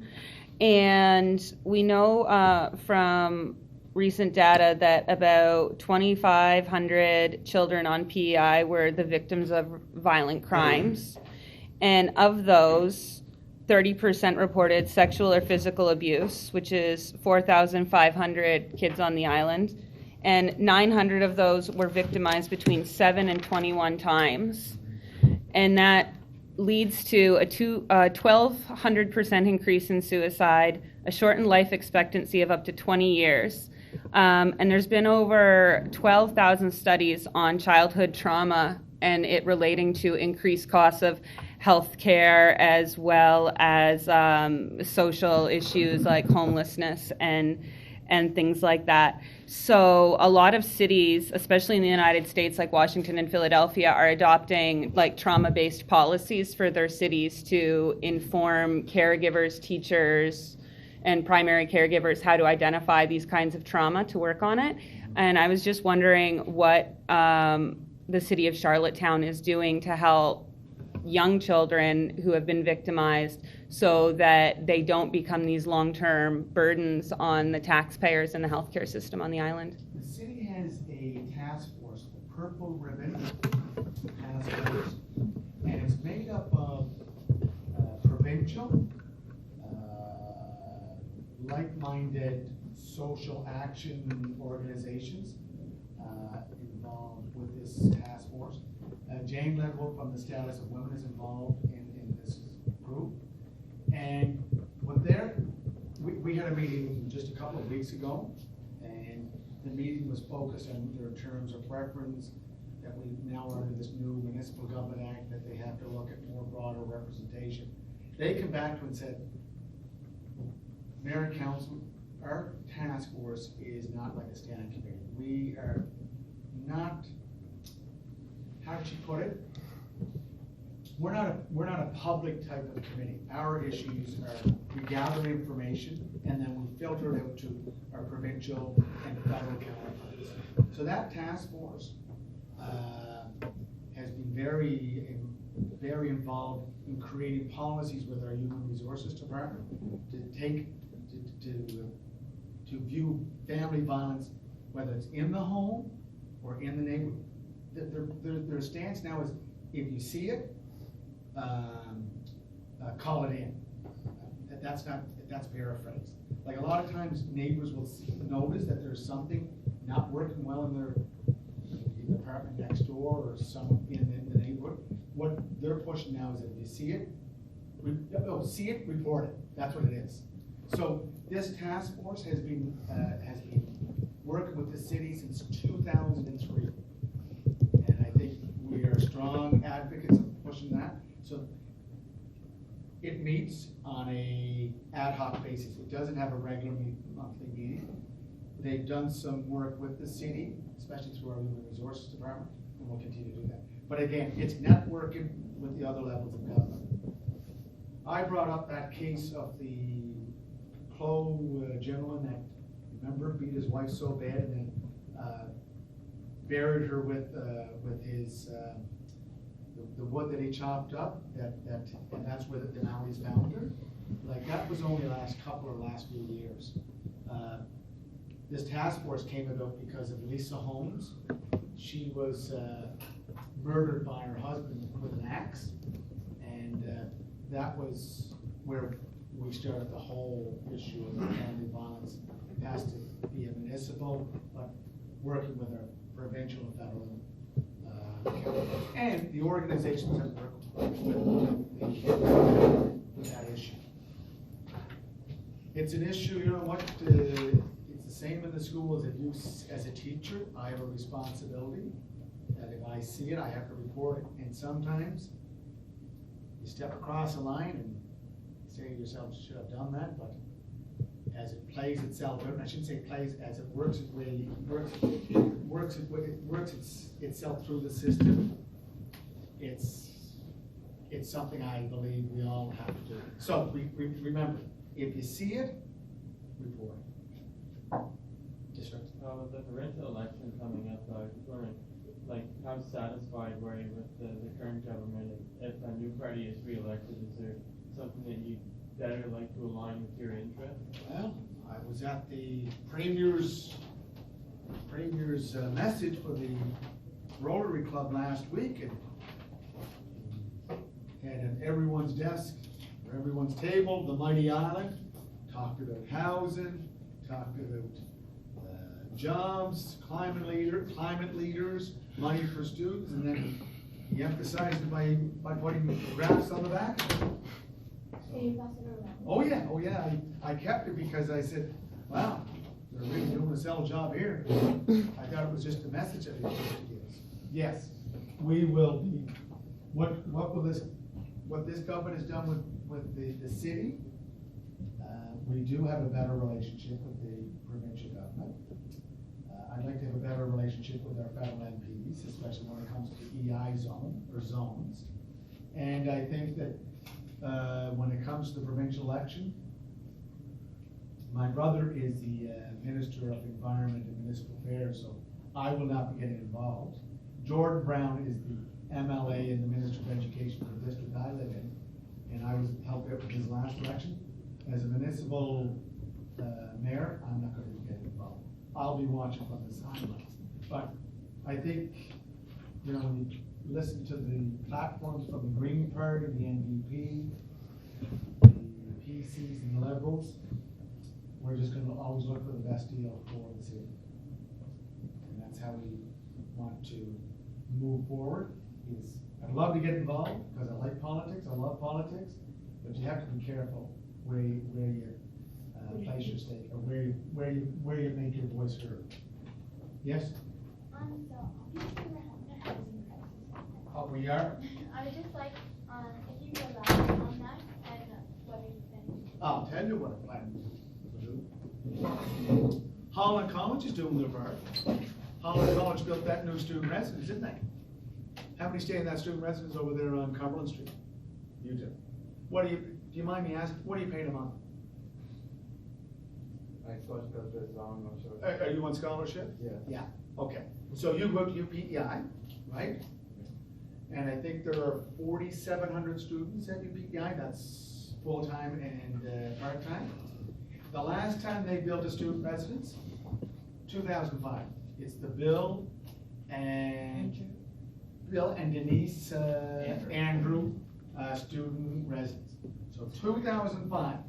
And I said to the student council, we had them into the city, and there's a photo here I'll show you. I had Will McGuigan, he's the president now, and then there's Emma Drake, she's going to be the new president. And I brought up this issue. When's the university going to build a new residence? You know what their comeback was?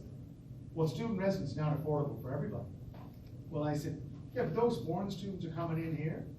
Those foreign students are paying higher tuition, right? Yes. They pay probably, if you're twice the amount, Yeah. right? So when they're looking for student residence, we already know they have the money in the bank, but they're paying twice the tuition fee. And they're being forced to move downtown. In the fall, Holland College was out looking frantically for residents or accommodations for some of their students, especially the students from the Bahamas, because there was nothing available. UPEI, they had students from Iran show up at their student center and said, we don't have a house, we can't help you. But if there was a student residence, a new student residence on UPEI, that would accommodate or take the pressure off the downtown for housing, affordable and accessible housing. Housing is simple 101 economics. It's all based on supply and demand. Guess what? Our supply is here, our demand's here. So what do we have to do? We have to bring up supply to meet demand. So if student housing is a priority in PEI, that helps to bring down the demand, okay? If we have more provincial and federal housing projects going ahead, that'll help to bring down the demand. And when you talk about the short-term rentals, like most notably Airbnbs, everybody thinks that's the big issue. That's creating the housing shortage. No, this housing shortage is a lack of supply. There's a shortage in supply. We have to increase the supply. And guess what? If you go onto our website, charlottetown.ca, search policies, just put in affordable and accessible housing policy. It'll come up that we have a 19-point plan. We give lots of tax credits. We're allowing a lot more exceptions to the rules for parking, for setbacks on your neighbor on the side or your neighbors on the back. And we're also allowing for height bonuses that instead of going 5 stories, go 7 stories, right? And we're allowing tax breaks that instead of going over 5 years, they're amortized over 20 years. So we're doing our bit, but developers will say, well, why don't you build the houses? No, that's a provincial and a federal responsibility. You guys are not doing your job, do your job. And don't create ghettos where we're putting everybody of the same income base or the same multi-ethnic background into the same development. Let's mix it by age, by income, by multi-ethnic background, by your sexual orientation. Mix it so we have a community in a community. Rather than, like when I was younger, they built Dresden Court. Dresden Court was for low income. Guess what happens with low income? They'll say they don't want to take care of the place. Well, you know what? You get everybody like-minded. They're not working, right? And they're just waiting. They're waiting for something to happen. If you get a mixed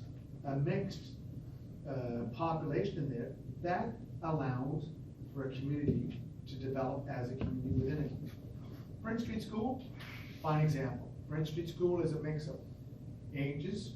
I shouldn't say ages. We go from K to 6, so age is not an issue, but ethnic background, social, economic status, and you know what?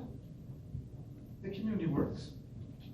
It's people are not ghettoized.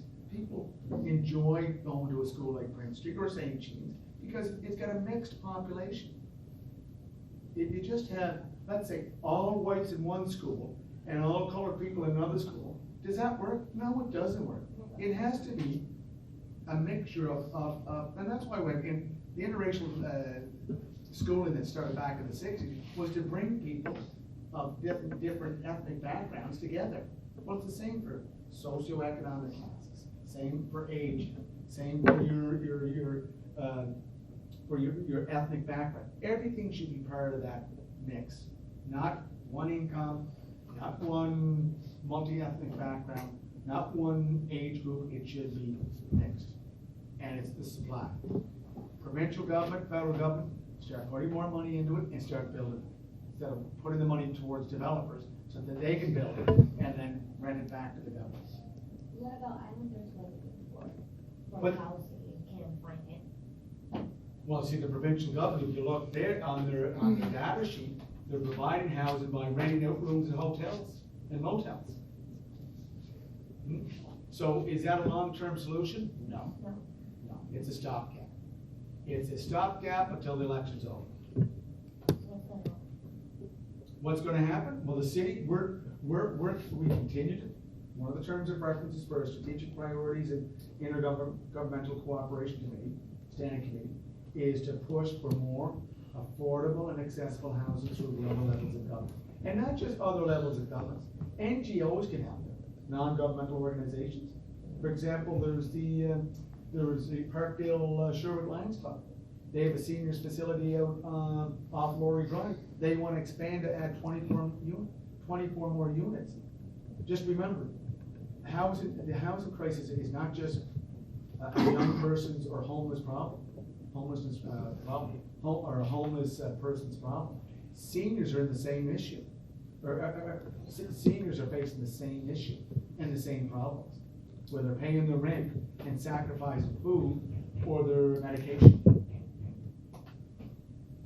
Yeah, just on the note of housing, I lived in Dresden Court for a long time, and also the houses just off of Dresden on Belmont were also owned by the same man. And like you mentioned, there's a lot of issues with the housing. My friend who lived in those Belmont houses was born with 3/4 of a heart, and he was living in a house for maybe 10 plus years that had black mold. Yeah. And he was breathing in I know, that air. Sean. Yeah. Yeah. Yeah. I know Sean. Yeah.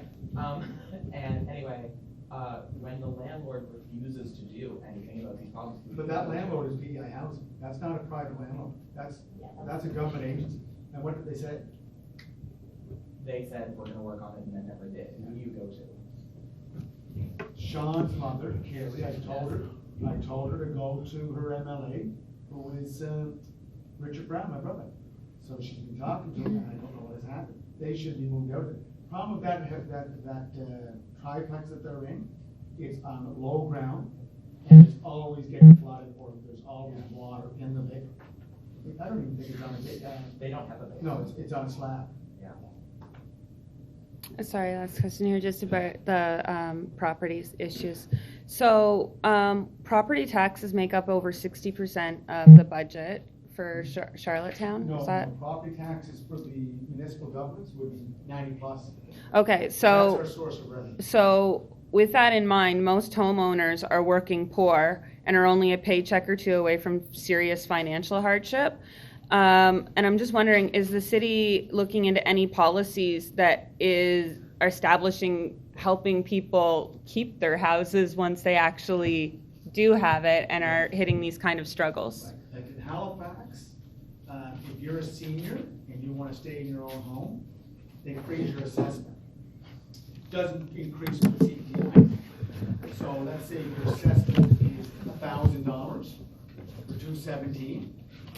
Okay, for 218, let's say the assessment goes up because the value of the homes go up in the area by 2%. Your $1,000 stays the same. Goes up to 219, stays the same. So that's something we should look at for the city of Charlotte. Where do you start? You start with seniors, because those are the most vulnerable that want to stay in their own home. They don't want to go to an apartment building. They don't want to go to a senior home. They want to stay in their own home. So the more people you can keep in their own homes, the better it is for the community. So that's one area to look at. In terms of basing it on income, that's an issue I just have not looked at. But on seniors, it does happen in other municipalities. Halifax is one example. And that doesn't require us to reinvent the wheel. The wheel's already out there. We just look at how they do it. But no, if you look at your revenue, and if you went through the budget with Wayne, and you look at that 33 million, for example, 33 million would be property taxes. It's gone up to 43 million. Then, if you combine our water and sewer, which is another corporation, but it's part of the city services, that's another $25 million budget. But it has its own corporate entity, so it has its own books. So just quickly, here's some of the areas that we're involved in. Sustainability is one of the big areas that we're looking at more and more of, the environmental sustainability. Public works, water and sewer, fire, parks, recreation, police services. Planning and heritage is very important for the city. Because the planning department and heritage resources provides a lot of information to developers or homeowners that want to renovate or restore their homes. Administration, we have lots of administration. Jennifer Gavin, who arranged this meeting, she works with our communications department, and she works with Alicia Packwood. Alicia takes care of social media. And then, of course, we have economic development and events. Wayne Long, Laurel Lee, the Jack Frost Festival, or Old Home Week. We work with these other organizations to create or sustain events in the city area. And in any organization where there's a political side to it, there's also an administrative side. So you have your mayor and council, but then on the other side of the equation, you have your CAO or your CEO. That person is your chief administrative officer, or his or her responsibility is to make sure that the managers of these areas are carrying out their functions as municipal administrators, managers, to ensure services are being carried out, they're being monitored, and then if there have to be changes, they come through those different areas of the corporation.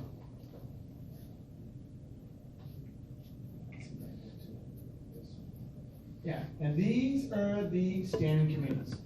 A standing committee is a committee that's responsible for a particular area of the city operations, okay? All of us know of public works and urban beautification. So there's a chair, there's a vice chair, and there are two committee members at large.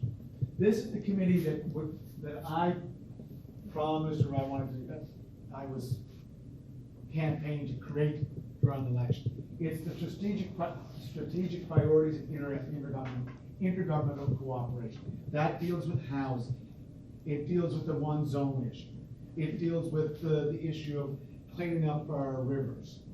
It deals with the creation of a reinstatement of Charlottetown Area Development Corporation, or creating a new corporation.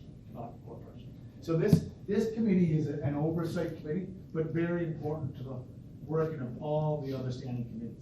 And what we're trying to do this term, Wayne, is we're trying to get these committees out of silos, so they're not just working on their own. You want to break down those silos so there's more integration of work between the standing committees. These standing committees are basically what run government. And these took a long time to put in place, much longer than I wanted to. But because of the new municipal government, councillors and mayor have to work together. Compromise, find consensus. That's what we did. These committees are now all in place. Thank heavens. And finance is the one that is getting a little more attention these days, because in our last council, the chair of finance reported that we had $11.3 million capital surplus. Capital surpluses don't exist.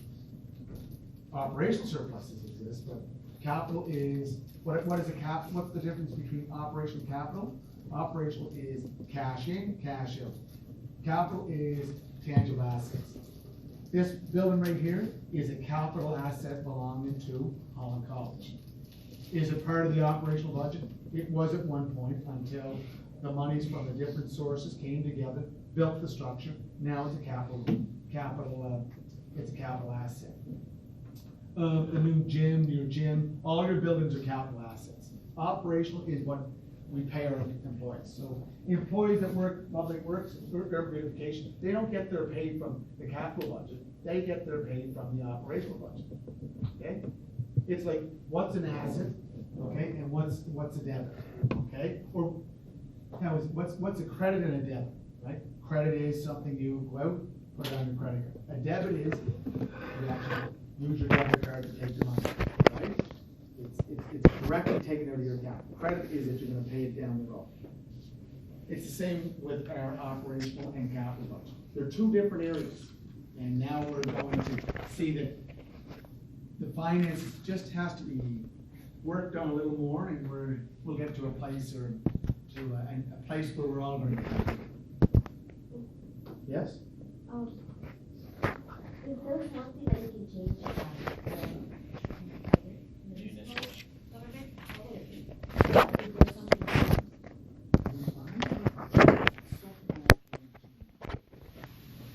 That's a good question.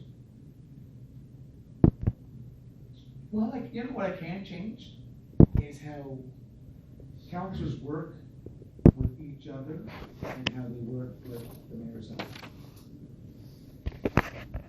As I said, there's no party system in our municipal government. There's no liberal, conservative, green, orange party. It's 10 councillors, and I call them 10 parties. And I don't want to change it. It's how can I'd like to have it working much more better or much more efficiently as a group, and that's going to take time.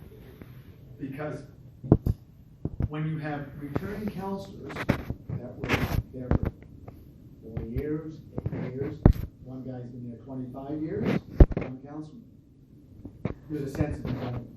There's a sense of, you know, this is how it should be. No, that's not how it should be. The reason we have elections is either to keep the status quo or to change things. This time, should have voted for change things up. So that's what I'm doing.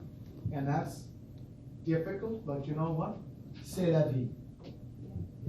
So can I change it? Probably not. But do I want to change it? No. It's to me, it's part of politics.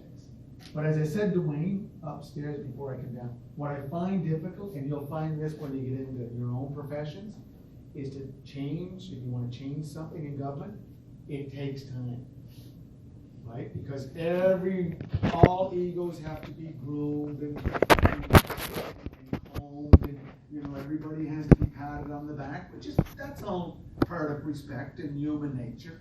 But sometimes it just takes too long to get something going. Like when I was first elected in 2001, I wanted to make sure that our money was on the table to build a new aqua arena facility, which is now the Bella Line Center. And I remember the mayor at the time, George McDonald, no, wait, no, you can't be doing that yet, just wait. You know, you're just here, you just arrived. I said, yeah. George, but we talked about it for the last 4 years, the last 3 years, because that's when we're on 3-year terms. I said, time to get it done. But he was on board to get it done. He wanted to get something done, and we did. In the end, we have a new facility out there. I still call it a new facility. It's 4.4 acres of recreation facilities under one roof. That's what the Kerry Bella Line Center is. Aligned or joined on with the Young Canada Sports Center. That's what you have. It's a beautiful facility. And it's a model that other post-secondary institutions are trying to incorporate in their own campuses. Because you have the city of Charlottetown, you have the University of Prince Edward Island, and the community and the town of Stratford have a joint board structure at the Bella Line Center to make work. So that's the only thing. Sometimes it takes too long, and I'm a little anxious at times. I want to get something done. Now, this is something I want to do more of. This is Steve Ogden, Mayor of Stratford, and this is Mayor McCord from Raverna. And the three of us got together with our 3 CAOs, Chief Administrative Officers, to find ways how we can work together on issues that affect the capital region. So we agreed to work on cleaning up the rivers. We agreed to pressure the provincial government to reinstate the Charlottetown Area Development Corporation. Now, some people don't like that. So I said, okay, let's call it the Capital Area Development Corporation, or the Harbor Area Development Corporation, or Capital Communities Development Corporation. You don't want Charlottetown? No problem, just take it over. But we want a corporation to push economic development in the city. And where this affects young people, Invesco, which is down at the corner of Houston and University Avenue, that's the Invesco. How many have heard of Invesco? It's what it is. It's a operation that does research for investors. That's what they do, right? And they just took on the Oppenheimer fund, which is about a $1 trillion fund. And what Invesco does is they do research for their investors or for their brokers, right? Well, CADC was responsible for putting that deal together, right? When it started in 2007, they were at the ATC building with 27 employees. Today, 2018, 2019, 300 employees, and the average age is 25 to 27. So if you want to keep young people in Charlottetown, you have to provide economic opportunities, whether it's on your own or through investment vehicles like Invesco. So this was successful. We're going to follow up on this. We want to meet on a quarterly basis and look at ideas and issues that pertain to the whole region. And I think it's a great opportunity for the city to really work as one instead of three distinct communities. Do I want amalgamation of three communities? No. Not even suggesting. Working together cooperatively? Yes. And this is the website. Sometimes I think this could be cleaned up a little better, but I'm not going to say anything yet. I'll say it to you. But it could be cleaned up a little better because a lot of people will not go through these links, right? People, when you go to a website now, you want to go quick, in and out, right? Go on their phones and you can see. What's that? Yeah, like a lot of people go on their phones. I went on my phone and I don't have No, it doesn't pick it up. easy access on that. I have No. to keep scrolling. Yeah, and I've done that before. For smartphones, it's not the best, and that's a good point. It's not the best tool. So I'd like to clean it up, but,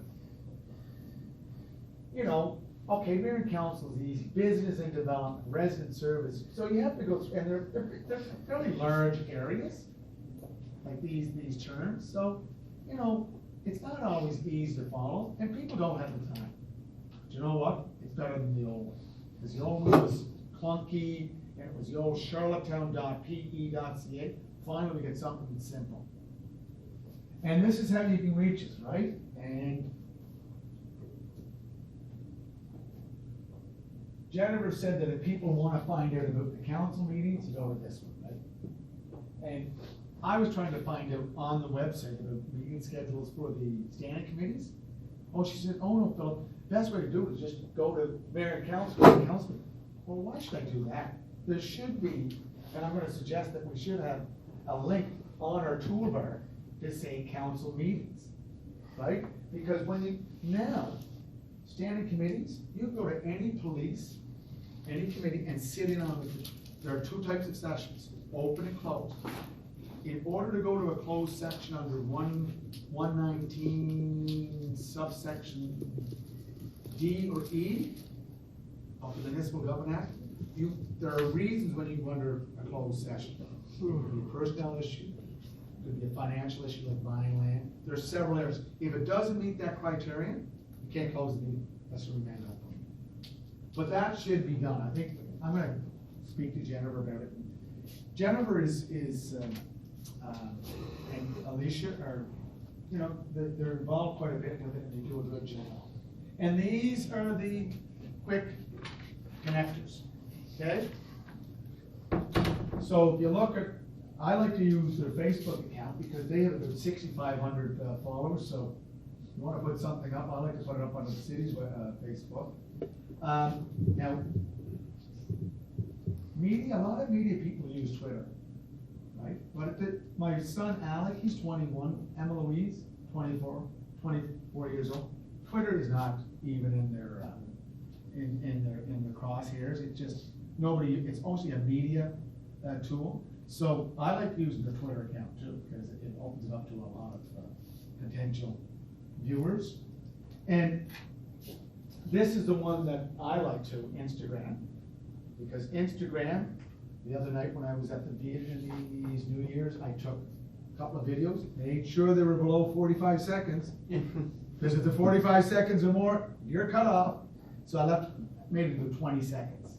But it's a quick shot, and you don't put a lot of text, because people just want to see it and move on to something else.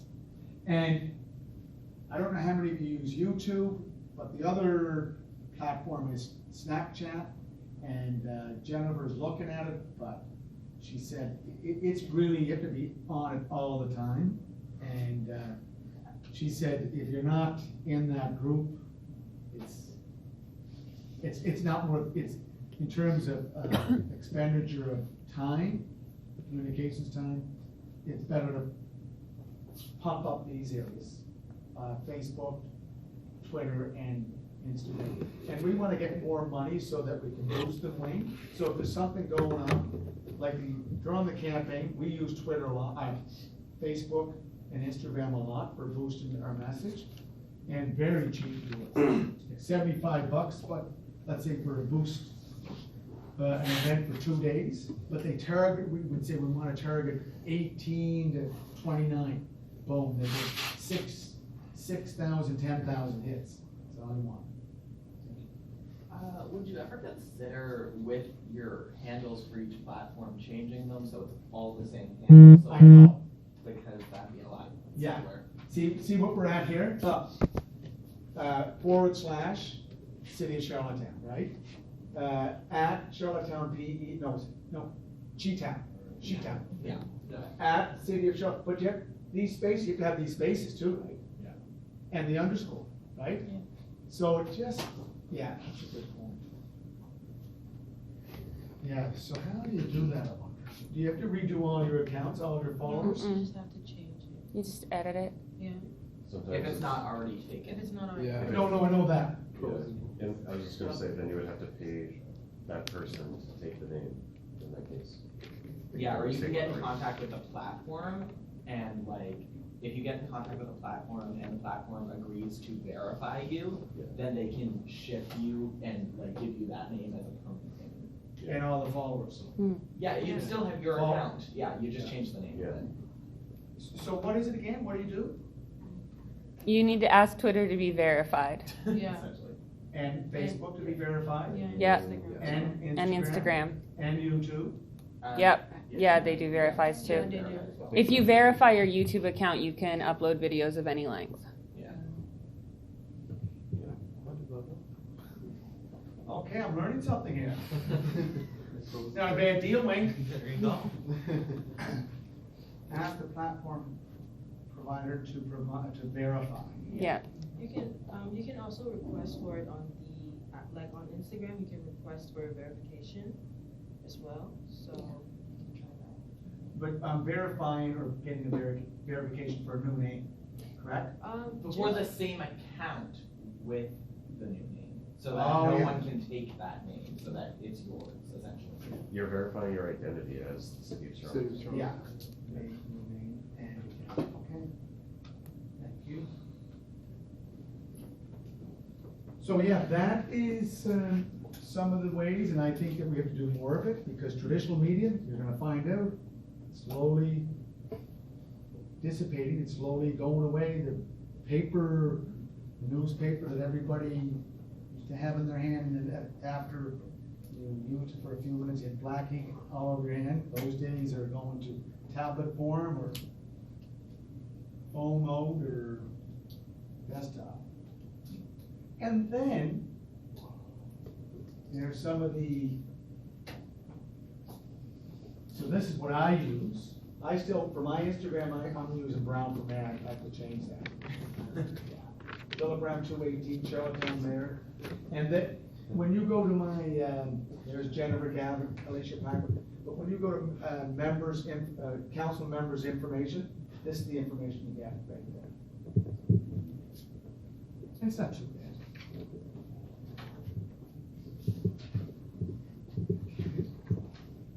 And these are some of the photos that we picked up over the last couple of months. But, and we're going to, again, thank you very much. We're going to just keep adding these, and maybe, as Jennifer said, what you want to do on your own Facebook account, Philip, do your own collage, and then put that in. City Facebook, Twitter, and Instagram account, we try to keep it for the city corporation, and I try to do as many events that represent the city corporation. That will be portrayed in these images. And this is my lovely family. To the right is my lovely wife, Lori Devine. Now, just to give you a little bit of information, of the 5 candidates that ran for mayor last election, one was my sister-in-law. So I ran against my wife's sister, Kim Devine. No, she said, you know what, Philip? You've been going after it 3 times, maybe it's your time. I think she said that after the election. Yeah, it was past tense, that's right.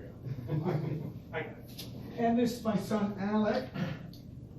Alec is UPEI, myself, and MOE, she's 4th year. Alec's taken 4 business courses, and I think he's at the verge of dropping one because he's just too much for him. And that's it. That's the presentation. Thank you. Listen, I always ask you questions, but if there's any more questions, fire them up. It's very, as I said,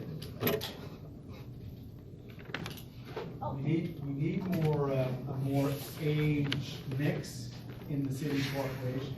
We need more of a multi-ethnic mix in the city corporation. We need more, like in terms of socio-economic status or levels, that's there already, right? You have your CAO that is getting about $140,000 a year, and then you have your casual worker that's getting minimum wage. So we got all the variations, and you know, I find it an honor being a representative of the office of mayor. Yes, Philip Brown is the mayor, but I'm representing an institution called the office of the mayor.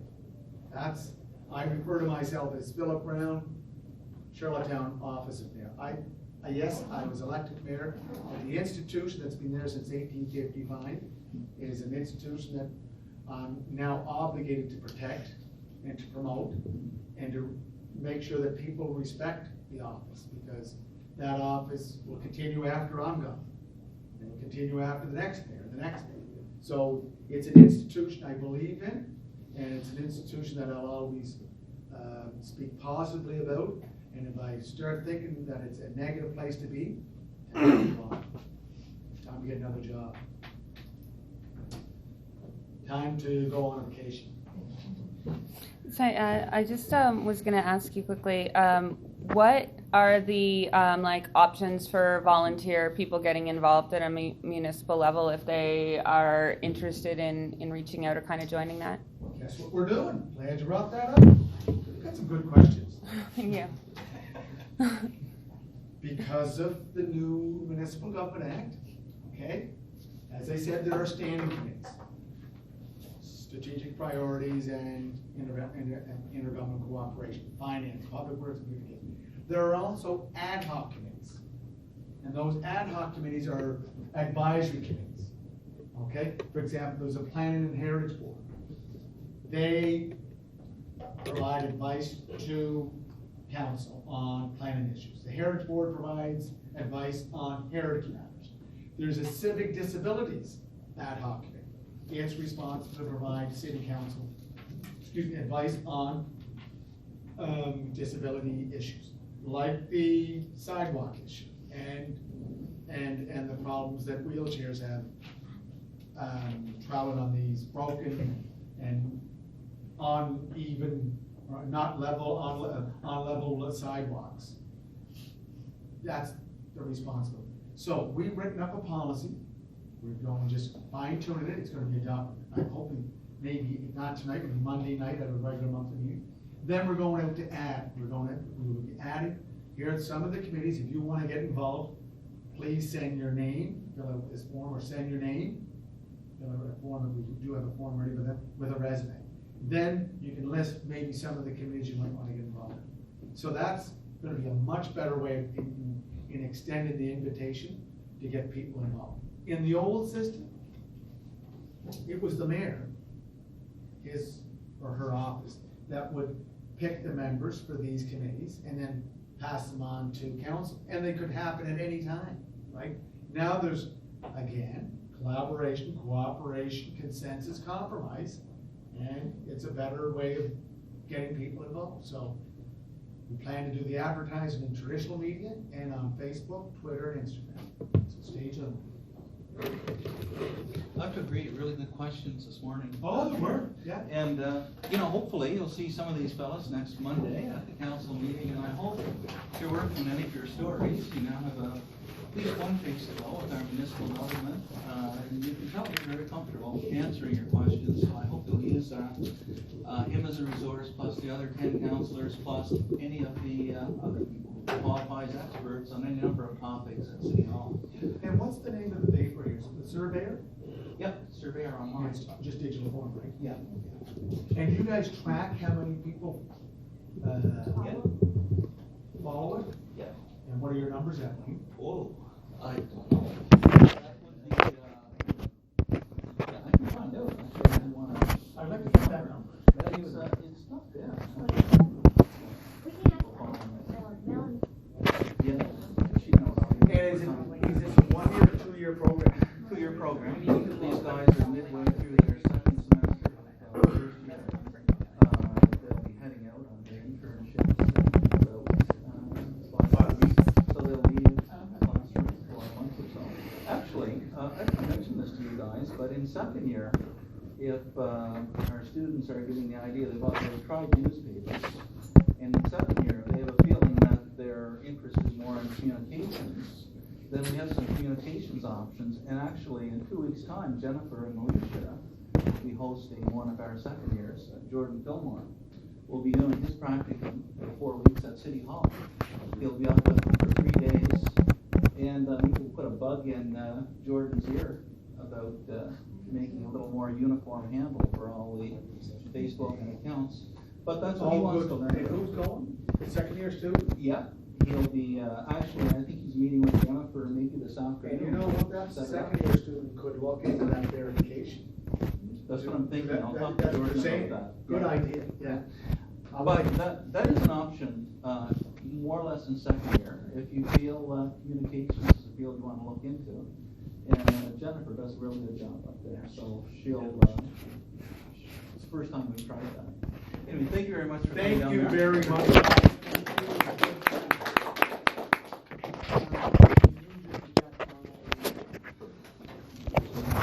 Thank you.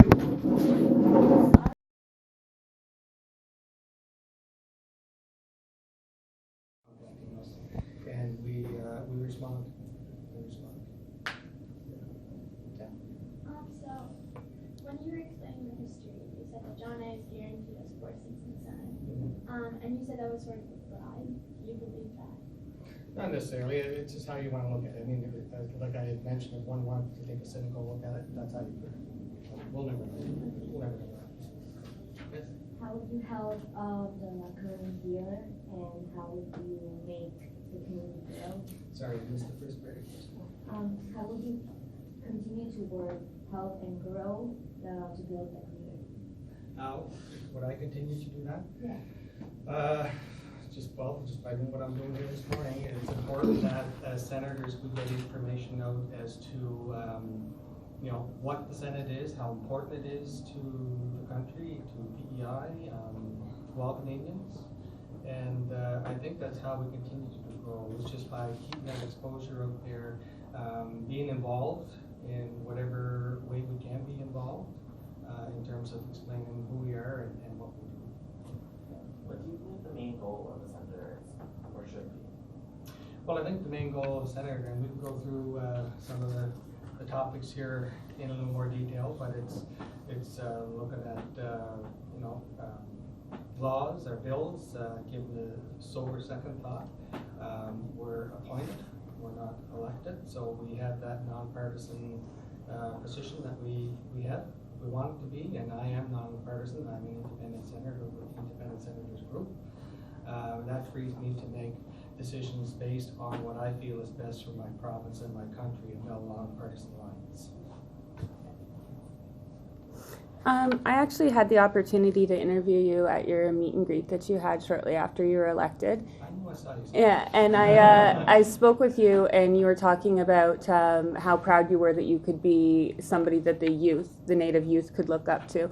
I know that the Native community, sometimes it's very hard to get them actively involved in politics because of their feelings towards the government in some respects. Yeah. So and how media sometimes too. And media as well, absolutely. So how can we engage, or do we have any plans of getting the Natives to be more engaged in politics so that they can have a stronger voice in the government? Well, I guess I could be one example of how we do that. You know, we need our Indigenous people to be in the decision-making positions within the country. You know, and that may take some time, but we need to look at that as the end goal. And because we are Indigenous, I mean, 10,000 years of Mi'kmaq PPI is where I come from. You know, and that's a long time back. So I think it's to reach out in a positive way because, as I mentioned earlier, Canada has not been kind to Indigenous people over the years. So it's going to take a while to bridge that gap, to bring that respect and collaboration, cooperation, and working together. That's going to take some time, but you have to start somewhere. You have to. The other thing I would say too, in terms of the media, is to look at good news stories too, when it comes to dealing with Indigenous communities. You know, I can give you an example, and I'm going a little off tangent for a minute. I can give you a good example. Just last week, we signed the PEI Mi'kmaq Canada Framework Agreement that acknowledges that the Mi'kmaq people have rights on PEI. It didn't go to what the extent those rights are. Those are going to be negotiated through this framework agreement. Well, we had that announcement, which is a historical announcement. It's going to go down to history books because it's an acknowledgement of rights. Well, when I looked at Compass that evening, we were 20 minutes into the newscast with that historical announcement. The topic, the first headline of the news was the water pumps that were breaking down out at the Winter Bay or wherever it is, you know. So those kinds of things have to, I think, have to change. And I think that prior, you know, in previous years, it was always the media, when they would come to the community, it was always looking at something negative. Right? They had to find what, you know, if there's a good news story, and I've experienced this myself, they're like, well, I don't know if that's a news story or not. I'm like, well, it is a good news story, and that's what we have to get out here, you know, when I dealt with the media. So, but I think as journalists, just keep that in the back of your mind, just to look at positives too. Yep. Sorry, what did you say the agreement you signed was? Oh, the Canada PEI Mi'kmaq consultation agreement and the consultation agreement. Partnership agreement. Yeah, tripartite. Those are tripartite agreements with the province, the federal Indian Affairs, now called whatever they're called now, and the PEI. Yeah. Sorry, I'm going to keep you derailed on this. I'm Ojibwe Eagle Clan from Ontario, and I mean, obviously I'm mixed, I'm light skinned, and I find that it's very hard, or almost people or friends in the non-Native or white community are almost afraid to approach. Like, they might have interest in Native activities or Native history, but there seems to be this fear of, like, going to a Native council when you're white and seeing what activities, or what, you know, going to a drumming circle or going to the activities that are available to everybody. So what do you think? Is there any way for us to like kind of help bridge that gap from the other side of the whites to get them kind of to the positive events that the community has going on, the Native community? Yeah, it's a matter of just going and doing it, because our community is so accepting. We want to share what we have with the outside community. So, like the powwows in June, there's a powwow usually June 10th or 11th in Scotland. Yeah, come on out, see what it's all about. You know, we have to move forward in a positive way. And I'll give you another, just a little example before I move on here. I don't know if any of you saw the documentary that Darren McLean and myself and Catherine McClellan did on the O Canada Mi'kmaq project. But there is a really good example of reconciliation and how it should happen and working together. So you get a chance to look at that. It's on YouTube. Great. Last night. Olivia. Okay. So back on track again. Sorry. So, where are we here? Slide one, yep. So the Senate was conceived with regional representation in mind. The Maritime region, Ontario, and Quebec received 24 seats, ensuring each area would have a strong voice in Parliament regardless of the size of their populations. In fact, George Brown, one of the fathers of Confederation and later a senator, said explicitly that Quebec agreed to representation by population in the House of Commons on the express condition of equality in the upper house. On no other condition, he said, would we have advanced step. So you might say that without the Senate, there would have been no Canada, at least no Canada as we know it today. 150 years later, a strong Senate remains an essential check on the government and a constant reminder to consider the perspectives of all Canadians from all parts of Canada.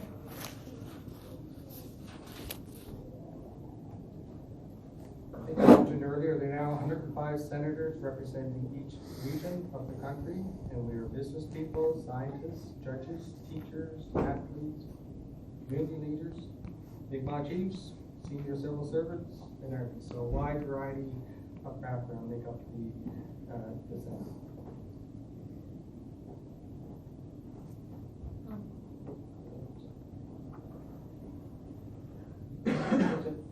Senators come from diverse ethnic, socioeconomic, and cultural backgrounds, and we use our experience in many different fields to give all Canadians a strong voice.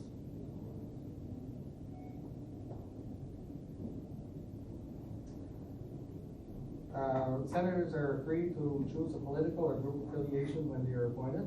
Currently, we have senators who are members of the Independent Senators Group. As I mentioned earlier, I'm a member of the Independent Senators Group. There's also the Conservative Party caucus, the Liberal Senators caucus, and those who are affiliated or not affiliated with any group. But regardless of our choice, we are free to speak our minds, to act on our principles, and to defend the interests of our provinces, regions, and minority groups. Yes. Is there a reason? Yeah. Do you have any negative views on conservatism? No, I don't have any negative views. No. And when I was First Nation leader, I always go back to that. I worked with all groups, all parties, and that's what I want to continue to do. That worked best for me there, and I feel like an independent senator, I can make decisions that are not based on partisan lines, that I can make them with my conscience and what's best for the country and the province. You just shows the slides of a variety. You think that's very important. You shows a slide that you have a variety. Variety? Yes. In the Senate? Yes. Yes, very important. Why? Because we all have different ways of contributing. You know, we have a diverse background of people. We all contribute in many different ways, but it's all very, very unique because we come at it from different angles, but still get the best results possible. If you say if this were to happen in other countries, do you think it would be more helpful? A Senate? Absolutely. I'm all for the way the Senate's structured and the job that it does for Canada. So I think it's plays a very critical piece in our country. Right, it's the current Prime Minister. He's just appointing independent senators. He's not looking for partisans, liberals. Has he made that commitment? Or well, yes. What's happening is he appoints, but it's based on, we have to go through a merit-based process. So it's like a job hire kind of a thing, and the best person gets the job. And he just goes with that name and appoints based on that. But they're all, he's not appointing based on partisan lines. Yeah. So over a period of time, any appointments that he makes, that independent number should go up and up, and yes, and the conservative liberal senators keep going down. Absolutely, and that's what's happening now. We are by far the majority. Independent senators are, I think, 54. Yeah. And then you'll see your numbers there. Well, that's only going to become increased for the independent senators. Maybe I will. I think most Canadians would agree with that, because before, not too long ago, there may have been a few independents, but they were mostly conservatives or liberals. If there was a liberal government in Ottawa, the feeling was they could dictate to the Senate, because we've got, 80, say, liberal senators. If they would follow suit, then it would be easier to get their legislation passed. That's right. Versus independent senators, Yes. it's a lot harder to say, well, this is what we'd like you to do. It's a lot harder. There's a lot more work to be done because we go through everything with a fine-tooth comb, and then again, it's not along partisan lines, so we just go with what we have as best. Election coming up.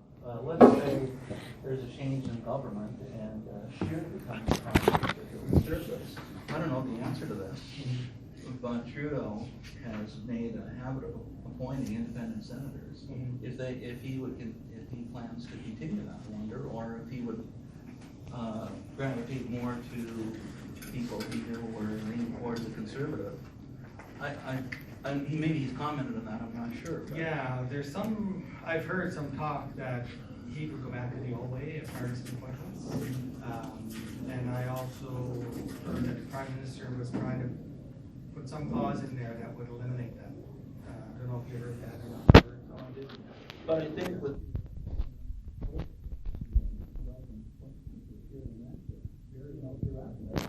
you're, as Prime Minister, you will be filling Senate openings. Yeah. Are you going to fill them with independents or conservatives? It's a fair question. And the other little sidebar to that, even if he starts appointing, it's going to take a lot of years to change those numbers around. Yeah, because they don't appoint that many at one time. They appointed 4 before Christmas, and now we're staffed up.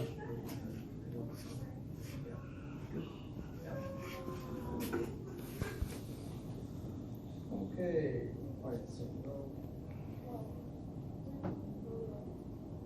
so senators legislate. We can introduce and debate our own bills. We study, scrutinize legislation originating in the House of Commons, and we do this through thorough, open debate and respectful debate with our colleagues. Our debates are generally less partisan than the debates in the House of Commons. The first part of a Senate sitting is question period. Always starts off with question period. And this is a chance for senators to ask the government representative in the Senate questions about current issues affecting Canadians. Once a week, a government minister from the House of Commons will appear in the Senate to take questions on his or her specific mandate. And this is another way that the Senate holds the government to account. And I think if you were to check out our question period with ministers, which you can stream online, you'll be pleasantly surprised by how respectful and insightful they can be. Because I used to see them on TV in the House of Commons before, and when I actually get into the Senate chamber and saw the difference and how respectful the debate is, it's quite interesting. So if you get a chance, take a look at that. The question period is followed by debate on bills proposed by the government. These usually come to us after they have been studied in the House of Commons, but they can also be introduced into Senate first. And every senator has the right to speak to every bill and propose amendments for the Senate to consider. In fact, we have the same rights as the House of Commons to introduce and amend bills with one exception. And that exception is, we can't propose bills that would spend public funds or propose an amendment that would cause the expenditure of public funds. Spending taxpayers' money is the exclusive right of the elected members of Parliament. And I'm okay with that. How much money do they use? If they use ours, which money do they use? Taxpayers' money. Yeah.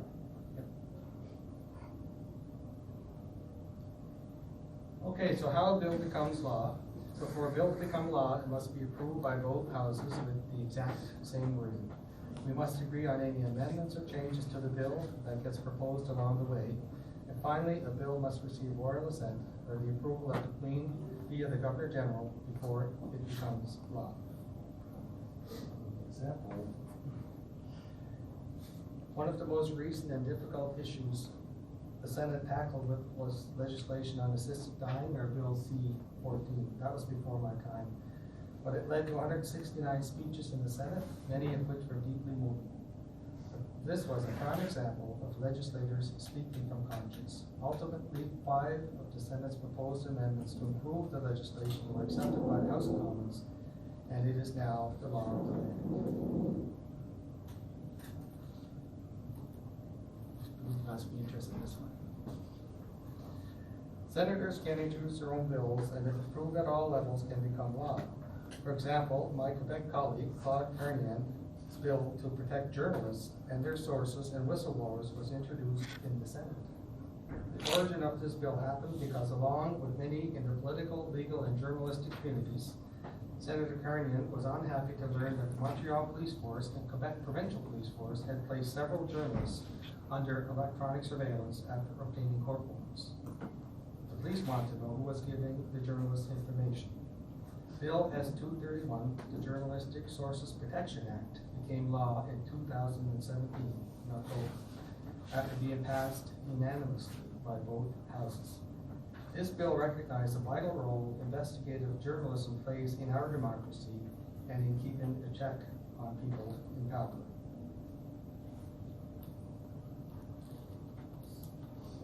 So now we'll touch on Senate committees. Senate committees are groups of 5 to 18 senators who study specific topics, and you can see the different committees there. I am on the Aboriginal Peoples Committee and the Fisheries and Oceans Committee, which are 2 big committees.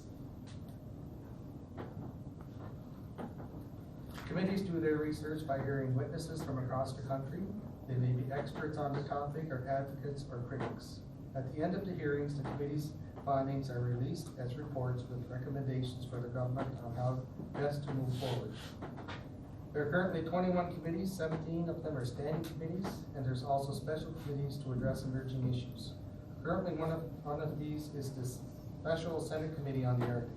It is investigating the impacts of climate change on this ecologically sensitive area in Canada and the issues related to sovereignty, food security, natural resources, the effects of melting sea ice, and the impacts of on living standards of people living on this. That is Senate committees.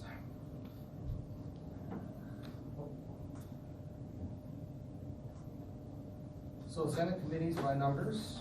In 2017, the Senate held 598 committee meetings, published 117 reports, and heard from 1,742 witnesses, both in Ottawa and at meetings in communities across Canada. So you can see committees are really the core of what we do in the Senate, is committees. The Senate was created to ensure a balance in Parliament among Canada's varied regional interests. Senators also use their position to give a voice to underrepresented groups, including women, people with disabilities, indigenous peoples, and visible and linguistic minorities. Something that often goes unnoticed is the important role women have played in the Senate's history. The term glass ceiling had yet to be coined in 1929, but 5 women pushed through a barrier that had kept women out of public office for more than 60 years. Those women, Henrietta Edwards, Nellie McClung, Louise McKinney, Emily Murphy, and Irene Parlby, would become known as the famous 5. They won the person's case, which was a successful challenge to a provision of the Constitution that had prevented them from being appointed to the Senate. A year later, Carrie Ann Wilson became the first woman to be appointed, and she went on to become the first female committee chair, the first female Canadian delegate to the United Nations. In 1972, Muriel Quinn Ferguson became the first female speaker in either House of Parliament. And she is the reason that women in this class can become a Senate page. She fought for young women's rights to serve alongside young men in the Senate chamber. Thanks to the efforts of those trailblazers, women are prominent in today's Senate, accounting for 47% of the senators as of December 2018. This representation of women compares favorably with nearly every legislative body in the world. In more recent years, the face of the Senate has come to better reflect the face of Canada with the appointment of visible ethnic and religious minorities to our table.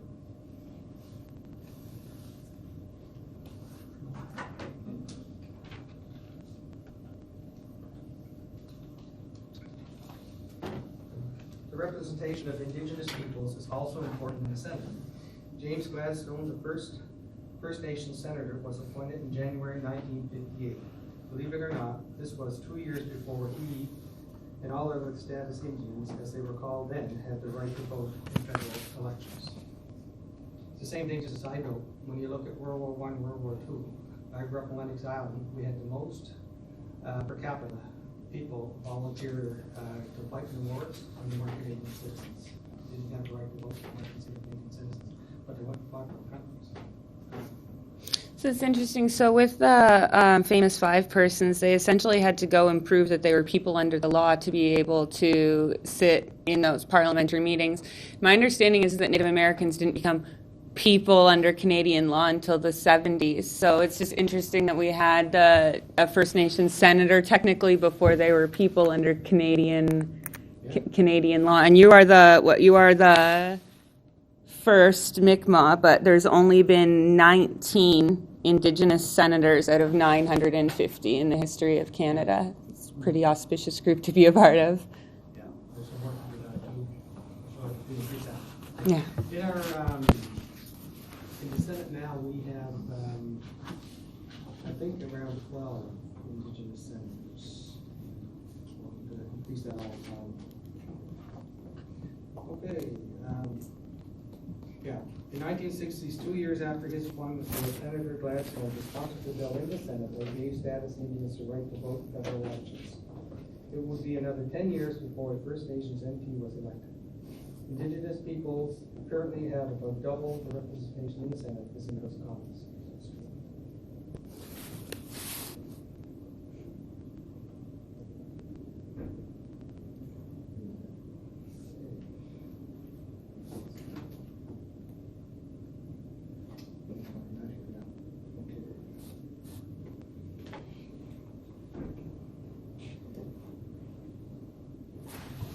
Okay, so the Senate also recognizes that a fundamental key to a healthy debate and healthy democracy is communication.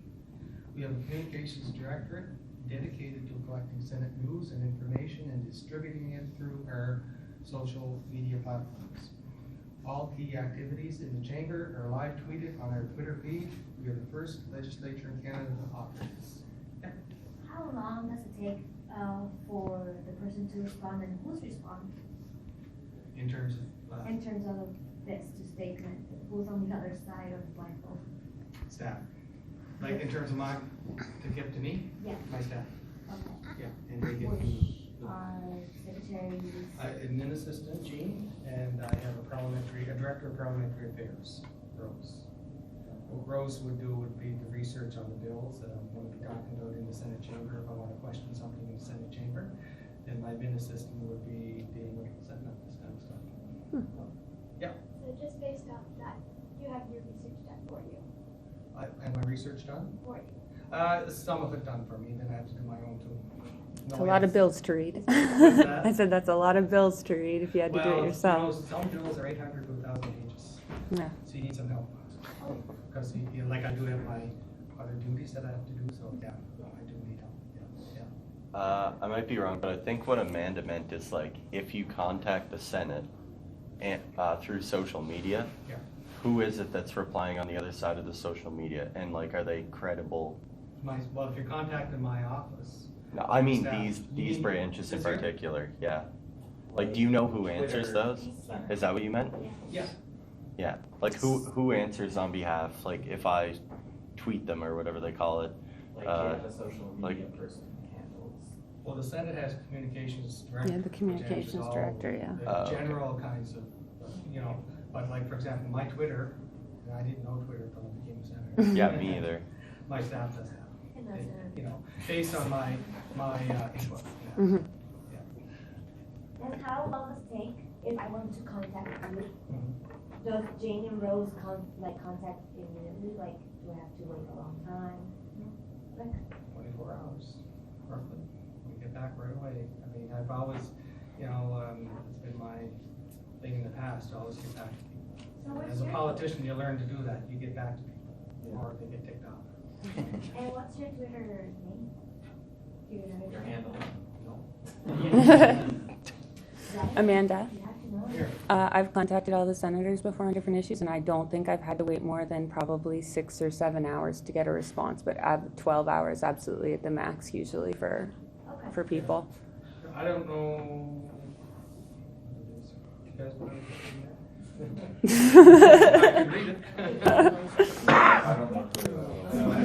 I'll see if I can find it.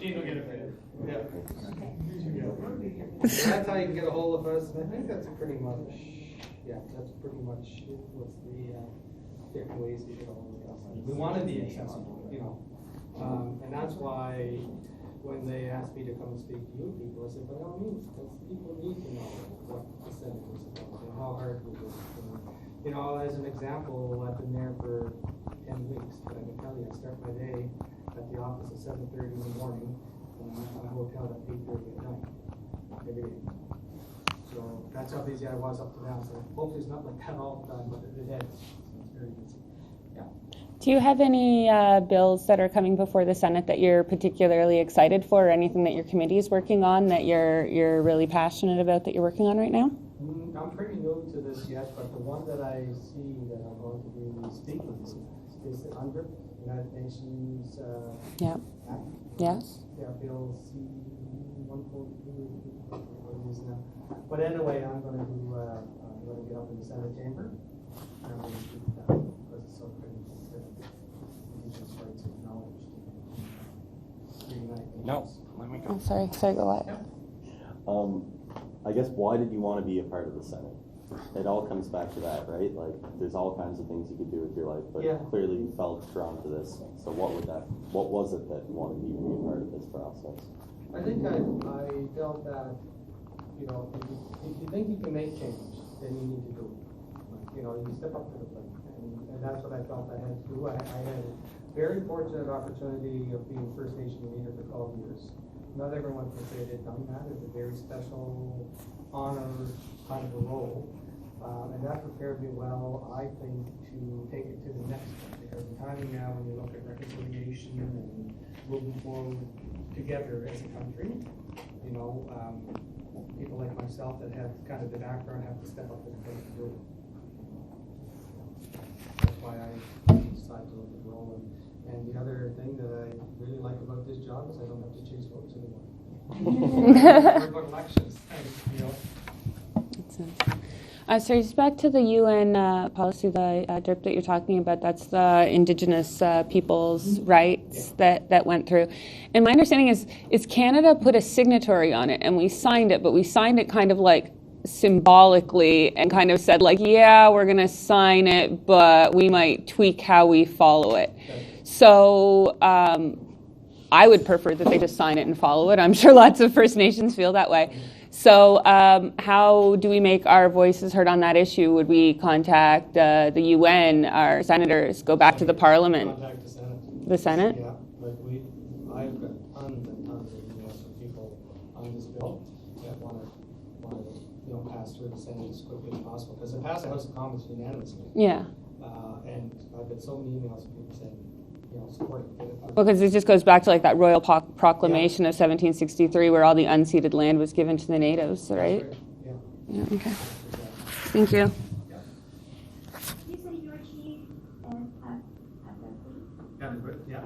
You said Rocky Point? Yeah. But I'm missing 2 others. Scotchford, COTCH, FORD, and Murray.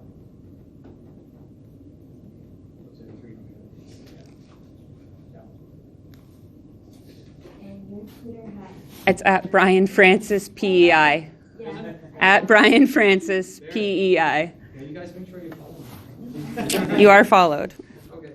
Brian, look, we just scroll back to the very first.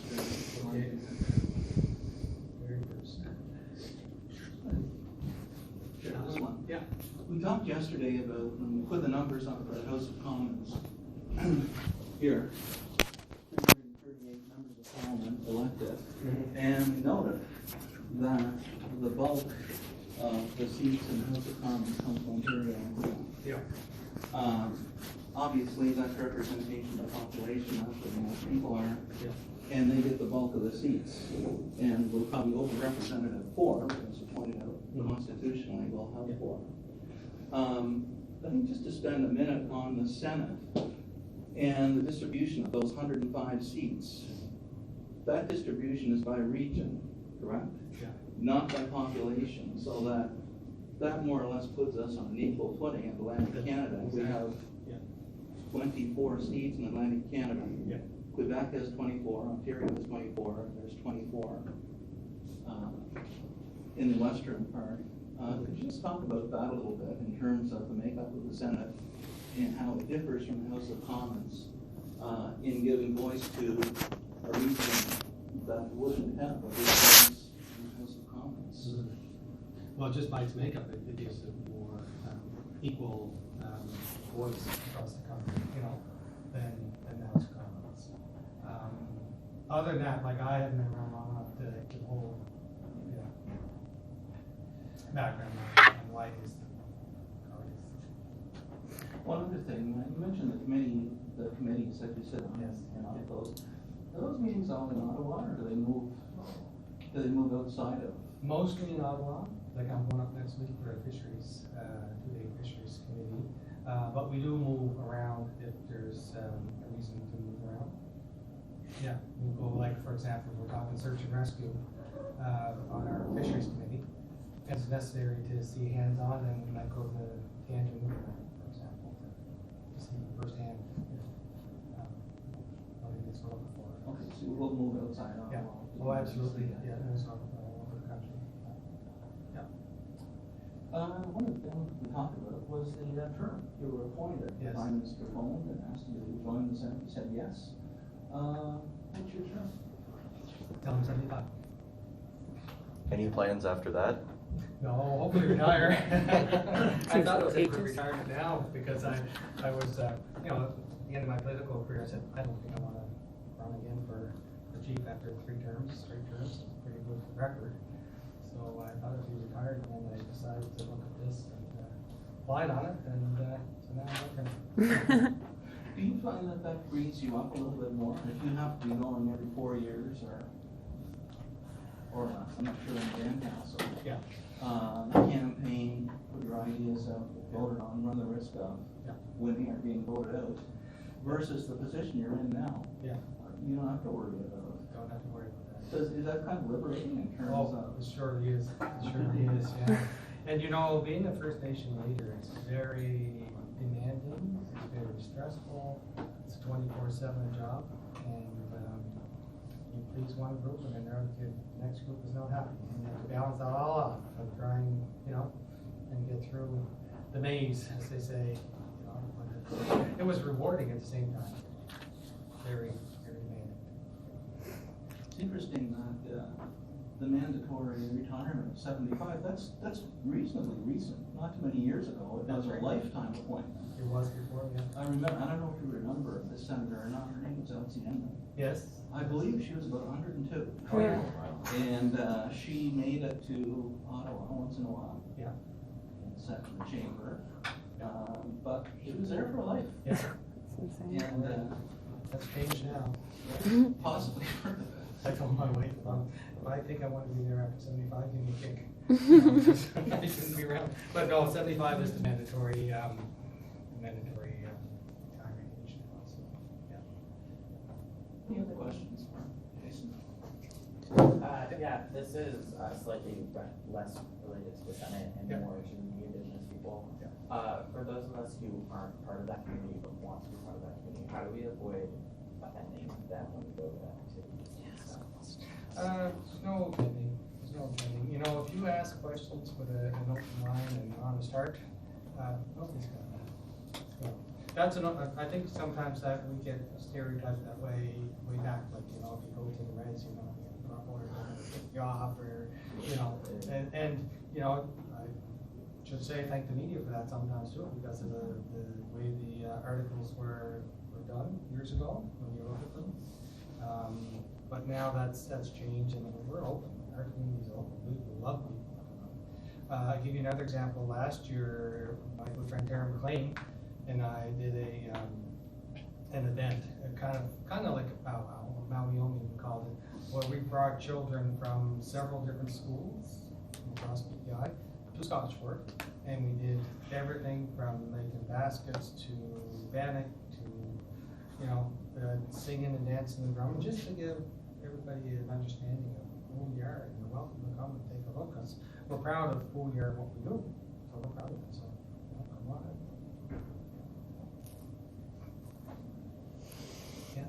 So just back to the voting, like I understand that you're probably thrilled with not having to go through that process anymore, but there's a referendum coming up on PEI on the election style, whether or not they're going to keep the past the post or go to a more proportional like representation. I know it's done a little bit different with the band council, but do you have any feelings one way or the other on that in changes that you'd like to see in elections so that maybe we could get a larger variety of people represented?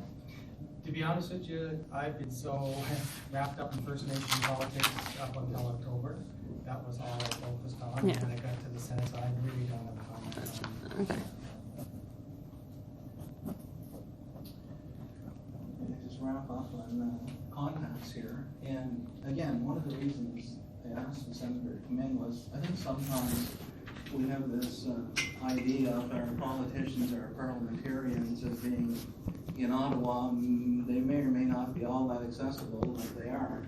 You know, they're a whole different level. I think you've seen this morning that Senator Francis is very approachable. This is 24 hours to respond, and I can tell you his administrative assistant, Jean, very thorough in setting this up and in moving the dates, but very accessible. And remember, we have 4 senators, PEI, there's 3 others, and I could say we had Senator Dan in a couple of years ago. Same idea, very open to talking to reporters, media, and these guys and women know what's going on. Now remember, federal, provincial, municipal. At the federal level, issues of the day, we should contact our senators. Our members of parliament, same thing. You know, find out who they are and don't be afraid to contact them and get comments. If you're struggling with story ideas, just look on the stories of the day coming out of Ottawa, whatever the issue is. And remember, we have 80 people at our fingertips, members of parliament, senators, who will respond. And all of them are very good at responding. So you start connecting the dots of knowing what's going on, knowing what the issues are, and knowing people's approach. Senator Francis, I think you did a really good job this morning of showing us, you know, one of our 400 plus parliamentarians, and hopefully you'll get some calls in the future from this group on the issues of the day. So I hope so. It's my job. So thank you for coming in. Thank you very much. Appreciate it. One thing Jean did mention to me was make sure you get a picture, because she'll tweet it out. Get a picture somehow with everybody. Oh, sure. How do you want to do that? Do you want him teaching the class? Like, you take it from this angle.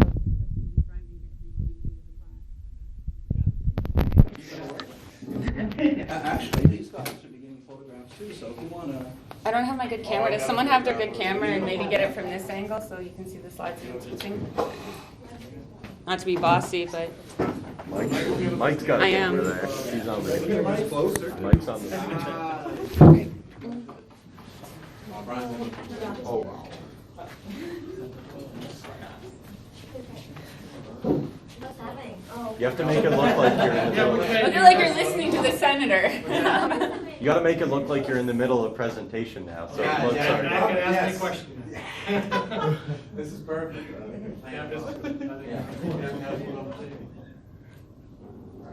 Still smiley guys. It's not to you.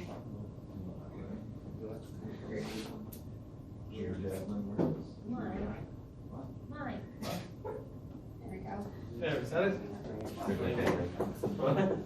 Brian, I'll throw out a suggestion. Yes. We had a speaker in before Christmas who did this. You're probably about as comfortable with this as I would be with the selfies. Yeah. She stood at the front of the class. This was Patty Larson. She's one of the most prolific authors on Prince Edward Island. I need a picture. Don't move. So she goes up, she holds it here like this with her in front, the class in back. Oh, And okay. she tweets that out on Facebook. So Like this. Selfies, there you go. Yeah, give it a shot. Oh, should I go this way? Yeah. My fingers. You will, Mike, you gotta come this way. Yeah, Mike, come this way. There you go. Cam, come this way.